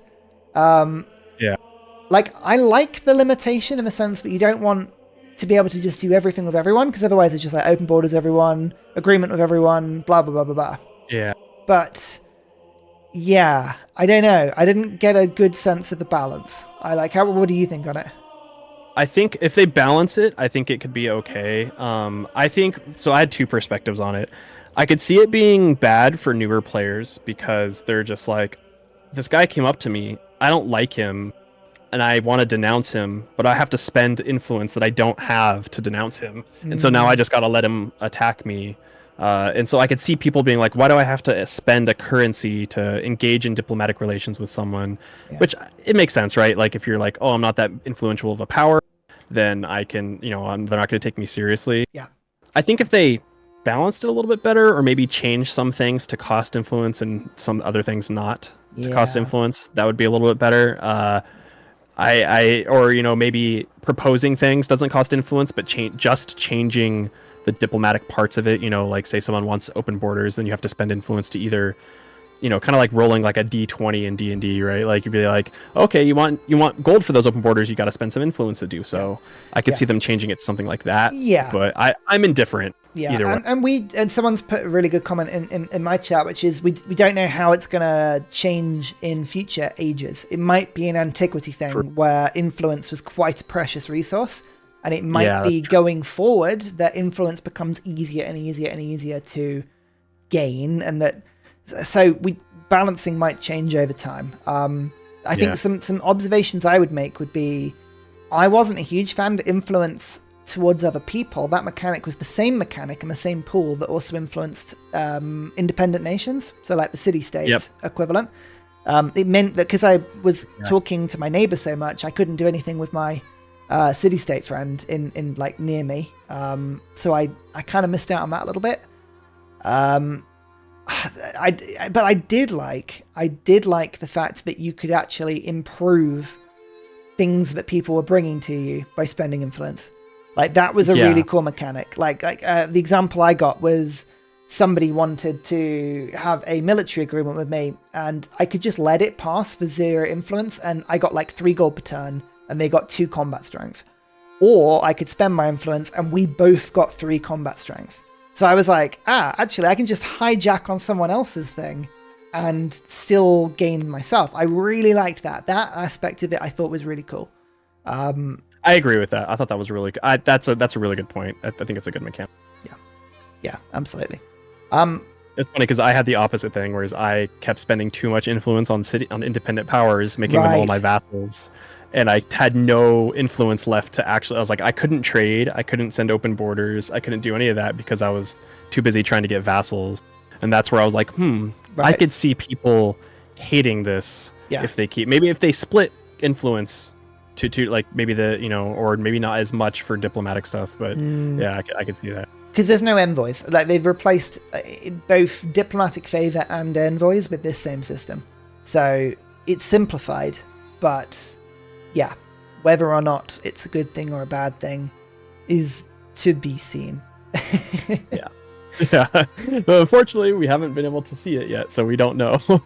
I wonder about the balancing on large maps. Like if I've got a 10-player map, how does that feel compared to the 4-player map that we had? Because already I was running out of stuff. That's a good point, actually. Yeah. I like a lot of the system. I think the balancing might need work. But again, we're talking about the systems are good, and the balancing is the easy thing to fix out of all of that. So fingers crossed. Fingers crossed. I think that's going to be good. Is Faith still a resource? No, Faith didn't appear to be a resource in the Age of Antiquity. Whether it becomes a resource later, we don't know. So little bit random. It's funny because we got so much information from the little amount of time that we played, but also there's still so much that we don't know that it's like, I had so much to talk about in my video, but then I was like, but then I can't extrapolate more because there's still so much to talk about. Yeah, but that's why we like Civ. Like when you actually try and break down Civ 6 or Civ 5, it's ridiculously complicated. Like there are so many things, and that's why we love it, and that's why we've got YouTube channels, because it's so complicated that people need a hand to kind of be shown the way. And like one thing I did hear the dev say was, in their opinion, Civ 7, in terms of the amount going on in it, in terms of the mechanics, in terms of the systems, they thought that this is the most complicated game they've ever put out. And they thought an argument could be made that it's more complicated than Civ 6 after all of its DLC. I can agree with that. And I can agree with that. I think we've got a handful of the game on our hands. I think it's big. I don't think people are going to feel too much in that state of like, oh, it's missing DLC to make this work. I think there's going to be enough to make it work. But yeah, it's interesting. There's a lot going on. There's going to be a lot of tutorial videos being made, basically. Benjamin Franklin can? Into space? Benjamin Franklin can into space? But I think yeah, we're gonna see a lot. Oh, that's a good question here. What's the deal with great people? Do they still exist? Haven't seen anything about them. What do we know about great people? They're not the same as they were in previous civs. From what I remember, they are per civ basis, whereas civ leaders and civs have their own unique great people. I know Egypt has their own unique great person that is a great engineer that gives flat production to a wonder. Right. So they are based off of the civs themselves and not just like great engineer, great scientist, great whatever. That's what I remember from what I playing. Right. So we've moved away from Civ 6. There's no great people points. There's no world pool of great people. It's more like Civ 5, where you do your own thing with great people. But yeah, I don't know what the Roman stuff was. I didn't see anything about. Clearly, I just wasn't playing well enough. I didn't give him my great person. I wouldn't be surprised. It also could be the great person doesn't come until the next stage too. Right. Yeah. Exactly. I don't know how great people change with ages. I think that's probably one thing that I took the least information on. I actually don't really know too much about that, to be honest with you. But it's going to be interesting because they made a big point with leaders. They're stepping away from all being heads of state. So it's not just going to be all presidents and all kings and queens and that sort of stuff. We're going to get a lot of, like there was a shot of Confucius there, right? Who is more of a scholar and a philosopher than a military leader or like a head of state or anything. To my knowledge, I know nothing about Chinese history at all, outside of Dynasty Warriors, which is not true. Outside of Romancing the Three Kingdoms. Exactly. So maybe great people are going to be represented by leaders a little bit more. They said something about Imhotep. Was that the great engineer for Egypt? I think that was the great engineer that was used for Hatshepsut. Right. So Imhotep Rush is still in the game. That's a good thing. Yep. Imhotep for pyramids still confirmed. Oh, that was another thing too. It's a completely different segue. But speaking of leaders, with the civic tree, there was a tree that was specific to the leader that you're playing or to the culture that you're playing, and some of those parts of that culture specific tree gave you things faster than other civs. For example, on the end of my Egypt tree, I got the pyramids. I mean, to be fair, it was around the same time as masonry, but I don't know if it was Rome, like Rome got Colosseum faster. Yeah. To me, it seemed like every civilization appeared to be linked with one wonder. And you unlock the wonder earlier, and you get a production bonus towards the wonder. It's not locked for you, so Rome could build the pyramids, but Egypt gets a head start if you choose it. You still have to go out and build it in a competitive way. So I don't know if how good that rush is going to be on, say, deity or like a hard difficulty. Is it going to be totally compensated and removed? But yes, it meant that I could build Colosseum pretty early. And it wasn't until like much 30 or something. Yeah, exactly. And it wasn't until much later in the science tree that I could build pyramids, for instance. And I think they would already be built by the time I got to them. So yeah, that was interesting. How's the AI? I think we talked about it earlier. Yeah, the AI felt good. We played on Prince. I mean, we did get to a point, Ursa was saying that we were leading everyone, but the AI itself, like the decisions they made were good. seemed okay. Very early days. Seemed okay. Because Civ 6's AI rears in funny ways, right? It's not until you have units endlessly embark tacking without siege equipment, or refusing to use airplanes, or, you know, all of those sort of little quirks of the AI that cause us to pull our hair out. Like, I don't know what 7 is going to look like in the long run, but I got declared war on Prince difficulty, and a commander appeared and dumped a bunch of troops on my borders from nowhere, and I almost lost the city until I figured out that I could buy units in towns and march my commander with my legion, and you know, so that felt good. Possibly. I would say the best, and it's probably the thing they have the most fleshed out. The best feeling thing was the like physical mechanic stuff that you did in the game, like the marching your units around, attacking, building districts, building buildings, like moving. That stuff felt like, oh, this is a great game. Like, outside of everything else, this is like a great game on its own. Yeah, for me at least. Yeah, totally. And I again, conversations I had with devs about AI, they are pretty confident that the AI on this game, whilst you're never going to have chess level AI that will always beat you because it's too complicated a game, they were confident that they've got the biggest, most capable team they've ever had on AI on this game. Yeah. So they were putting it out there. They were very confident about it. Time will tell, as many things do. Yeah. I don't think, like, they just told us they had it very confident in their team, and they had a very, very large team for it. It was like, okay. Yeah. I believe you. I believe you. I say that this is going to be positive. Does this mean that Brazil can build a Stadia in the ancient era? Well, two problems with that. We don't know if a Stadia is in the game, and I don't think Brazil is going to be an antiquity era Civ. I suspect if Brazil are in the game, they would probably be exploration or modern. So I'm assuming no. No Brazil for you. Brazil mentioned raw. Rainforest. Yeah, Rainforest had been renamed. What was it? It was I think it was Jungle. Jungle. Yeah. I'm actually what's it, Jungle? Was it Jungle? I don't remember. Tropical? It might have been Tropical. Yeah, that might have been Tropical. Not that you can chop it because there are no builders, so get away from that Tropical. Yeah. It's not for you. Leave it alone. You're not going to chop it and make a galley or pyramids or use Imhotep to build mausoleum. It's just not. I was so sad. I was so sad when they told us. I was like, "What? You mean I can't just chop out wonders?" Like, nope. And I was like, "Oh, nope, nope. You've got to be doing this." Yeah, that was an interesting thing. So we spoke about city mechanics, and as population gets put into cities, you get an improvement, a rural improvement for every population you gain, and it fleshes out your city like that. It felt like you'd only put one thing on each tile. Like, a tile had a thing and it had an improvement on it. So if you had horses, it would be a pasture. If it was woods, it would be a lumber mill.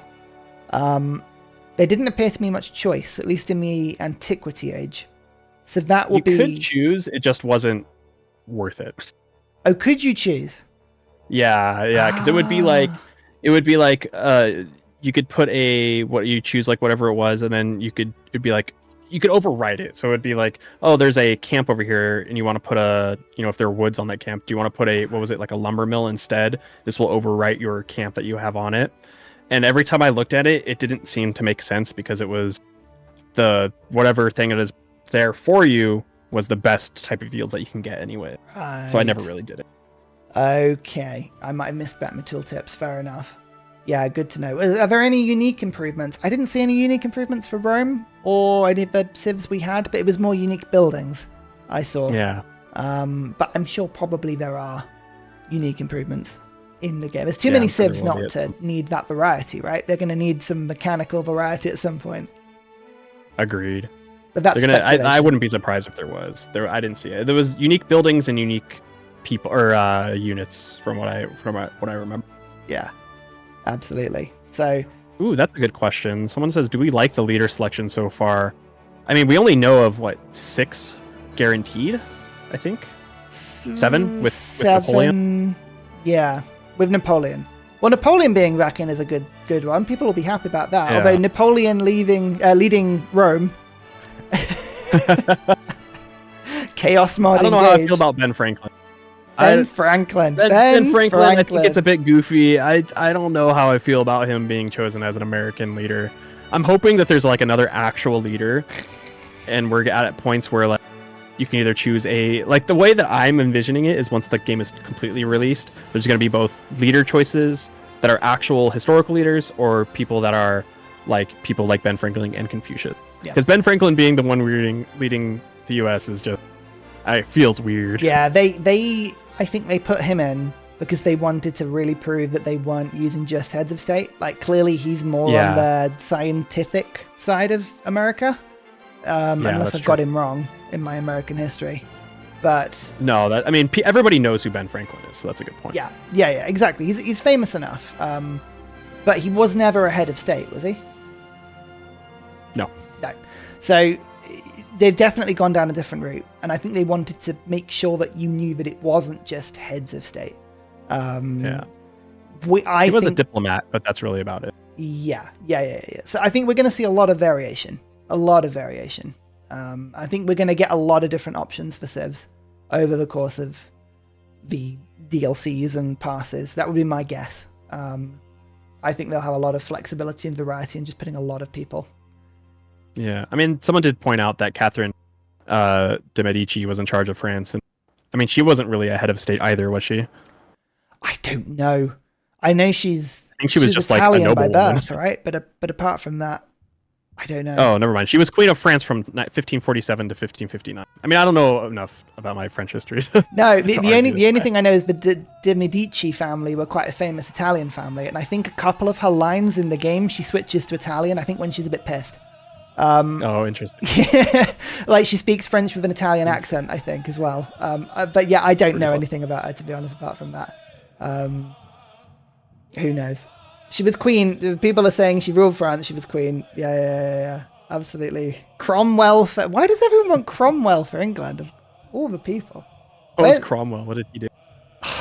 He was instrumental in one of our civil wars. One of ours. Yeah, we had him as well.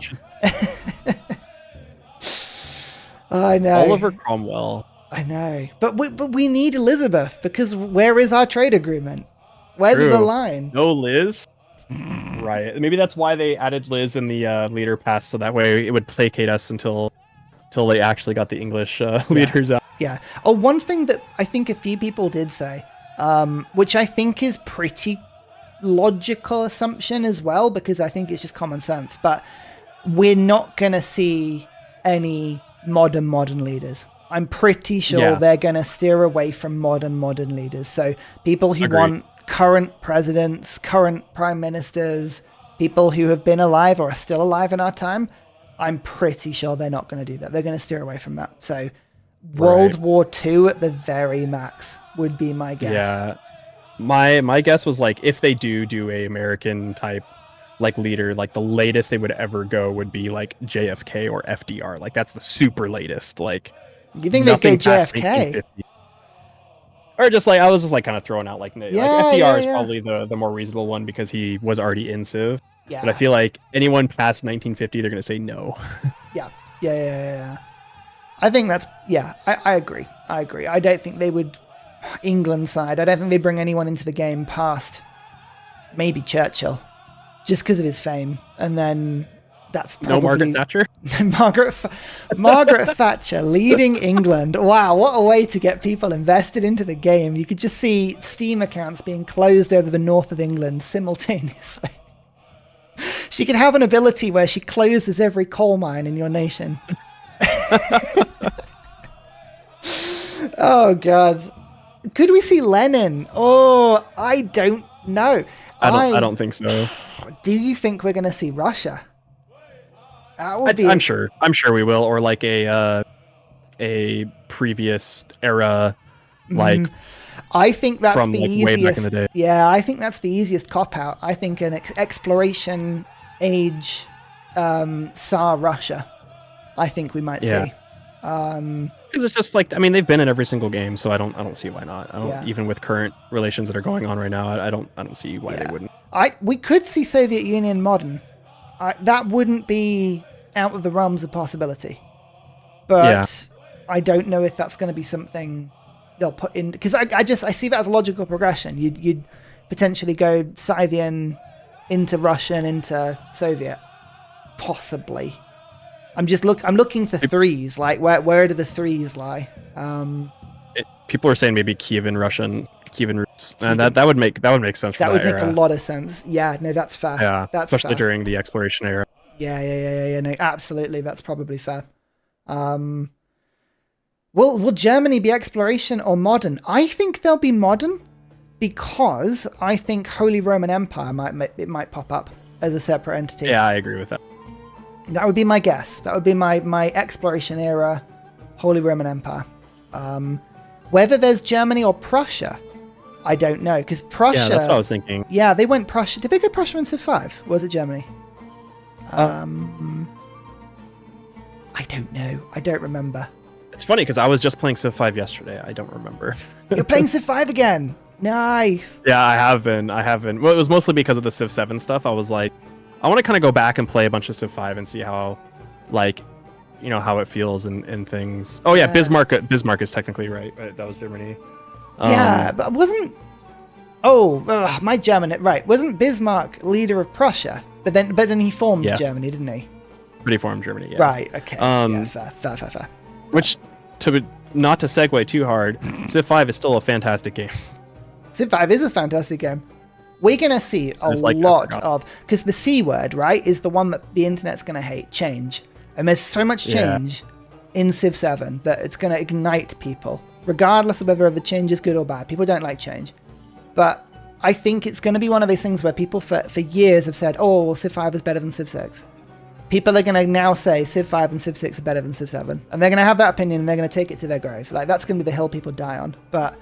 100%. Like, I think Civ 7 is going to be different enough that you will, like you've just done, be able to switch back to Civ 5 and be like, oh, this isn't the same game. This is a totally different game. I'm playing something different now. That's like... Because, there's so much change that it feels like it's going to be, because there's the Civ 333 rule that they always do. Three, 1/3 change, 1/3 innovate, and 1/3 new. And it feels like it's a little bit more emphasis on, like, it's not just like a 3-3-3 split, it's like a 40-60-20 split or something like along those lines, and well, obviously that's more than 100%, but you get what it's so you get what I mean. Yeah, they put more emphasis on new stuff, and I think I mentioned to you this before, is I feel like Civ 7 is going to be as divisive as like going from Civ 4 to Civ 5 was, which I was around during that time frame and I played Civ at that time frame, and it was pretty heated. It was more heated than Civ 5 to Civ 6. Yeah. And I could feel that being the same from Civ 6 to Civ 7, because it does feel like not a whole different game, but it's a completely different Civ game. Yeah, it is. It's not 6.5. It's not 5.5. Right. Like, they've gone totally different. I mean, I'm glad we didn't go back to square map. That would have been, I feel, a backward step. There's a little part of me that's a little bit sad we haven't gone to a sphere map. Like, when people started posting about the sort of putting pentagons in, I was like, oh, that would be really cool. But no. I will say, I don't know, there was this game, gosh, it was, let me look at my Steam, because I played it, and I liked it, but then I liked it until I didn't.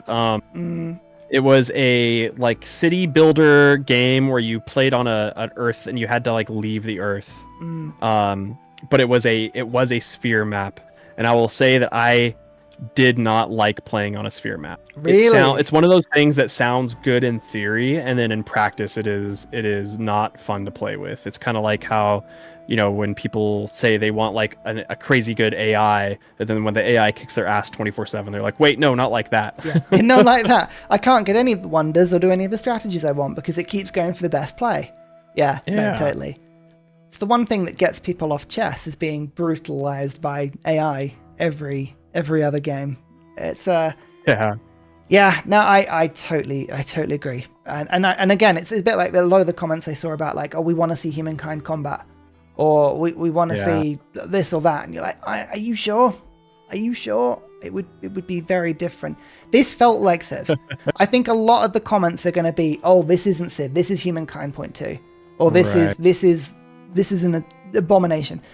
There are big changes, but when we sat down, it felt like we were playing Civ. Like that, it really did feel like we were playing Civ. It's just that there's a lot of different mechanics on top of what you've got. Agreed. And I think I told Carl this personally too, because I told him, I was like, I don't mean this as like a comparison, like a one-to-one comparison or whatever. I felt, and this is why I'm confident that the game is going to be good, is I felt all the things that I wanted from Humankind, I felt that I'm getting delivered with 6. And so far from what we played. And so I was like, not saying that it is Humankind, because it's obviously not, it's still a Civ game. But all of the things that people are always asking, like, you know, people constantly tell you, I mean, how many comments do you get all the time being like, I want to be able to change cultures and play as a different culture in the next era. And you're like, well, do you really want that? Because Humankind failed at it. Yeah, it's going to be really interesting to see how they balance it, because we haven't seen. We haven't seen, so we don't know. And also the game I was talking about was it was called Before We Leave is the game. Before We Leave. Ooh. Yeah. It takes place on a sphere, and I really hated playing on the sphere because you can't make it too big, because then you don't know where you are, but you can't make it too small because then the sphere is just like there's not a lot of real estate to play on. Yeah, I guess so. No, you're fair. That's fair. Yeah, I'm just reading through my comments. I can see a lot of negative towards the change. A lot of people saying Humankind failed, so will Civ. I don't know. I don't know if it's that close to Humankind. I think there are definitely elements that smell a little bit like Humankind. There are definitely elements that smell a little bit like Millennia, especially like with merchants. Yeah, I saw those wandering around, and I was like, "Oh, that feels like a very, very Millennia-esque mechanic." That one.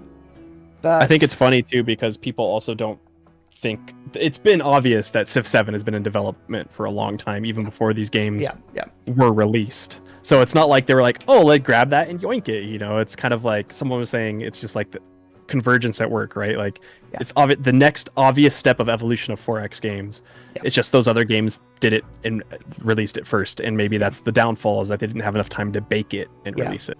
That's from what we heard. Whether this is true or not, what we heard is that development for Civ 7 started before Humankind was released. So a lot of these ideas will have been started before Humankind's released. Now, were the ideas influenced by Humankind? Probably. Was there evolution that was inspired by what they could see? Probably. Was a lot of this probably coincidental? Yes, it's probably a way that a lot of, as you say, 4X games are pointing. Does everything push this way eventually? I don't know. It's interesting. Yeah, we'll see. I leave this genuinely optimistic. As somebody who's probably going to spend thousands of hours in the game, I'm not looking at this and I'm not worried in the way that I was for other launches. Put it that way. Yeah, I'll agree with that. I mean, my honest thing, what happened with me with Civ 6 is I played vanilla. I hated it so much from playing Civ 5. I stopped playing, and I didn't play until Gathering Storm came out. And then, because someone was like, hey, you like Civ 5, Gathering Storm came out, it's similar to Brave New World of how it treats Civ 6. And I was like, oh, okay, I'll start playing again. And that's exactly what it came down to. And I feel like I said, with the amount that we played already, I'm already more confident in release than I was in Civ 6 release. Yeah, totally. And I was just playing a tiny vertical slice. Yeah, absolutely, totally. I'm positive. I am positive. I'm also tired. I think I'm going to disappear into the nether. If you want to go. Yeah, are you continuing to stream? Yeah, I'm going to stream for a little bit longer. I'll talk to people. If you want to throw people over here, I'll probably stream for about another hour or so. Yeah, perfect. I will. I would do. Everyone, you know what to do. Go over. Go watch Boaz. He's going to chat about this for a little bit longer. I've got a video that's just dropped that is my longer analysis. Oh, it's on your channel. Let me grab. Yeah, exactly. So go and have a look at that. I see. maybe. Go see Bose as well. Hang on, where's it? Let me get No. let me get the link. Where's your link? It's easiest to get to. The thing is people forget that I just don't know how tech works. He's just a small bear. I just don't know. Everyone say goodbye, Ursa. Thank you, Ursa, for being here and hanging out with Bose on stream. Yeah. Let's say goodnight to Bose. Thank you, Bose. I really enjoyed this. This has been really good fun. Yeah, it was good. We're gonna this is a little sneak peek. People might be seeing this more in the future. Just a little sneaky poop. There'll be loads more cracking on, I'm sure. So anyway, see ya. Have a good stream. You too. Thanks for hanging out. Bye. Ah, that was fun. Hey, that was a lot of fun. Yeah, as I say, I've just dropped a video. There's supposed to be a wonderful thing where I can end the stream and kick you all to it. But I can't get that to work because because I've just made it public, it's not showing. So I'm going to pin this. This is the video. This is 2 hours of as much in-depth knowledge as I can give you about Civ 7. It is an encyclopedic. Ryan has dumped his thoughts onto a page and edited it. Go and have a look. Leave the comments. I will be looking at them. We're obviously going to be chatting about this a lot, as we go. I'm just trying. No, I can't get it to. You should be able to just kick people onto it, but you can't. But ladies and gentlemen, it's been a pleasure. It is about 12. Your comments have been great. I'm sorry if I've missed you. There's been so many people in chat. I've been trying to manage my chat with those, and read all of this as we've been going. I hope you've all had a wonderful time. I will be streaming tomorrow. So we will do more of this chat. Go away, have a look, have a read, have a listen, have a watch of all of this stuff about Civ. Come back with your questions. I'm going to be doing an Ask Me Anything tomorrow. So we'll do this all again then. Have a wonderful evening. Until next time. See you all later. Go click on the link. Go and watch my video. Bye. Bye.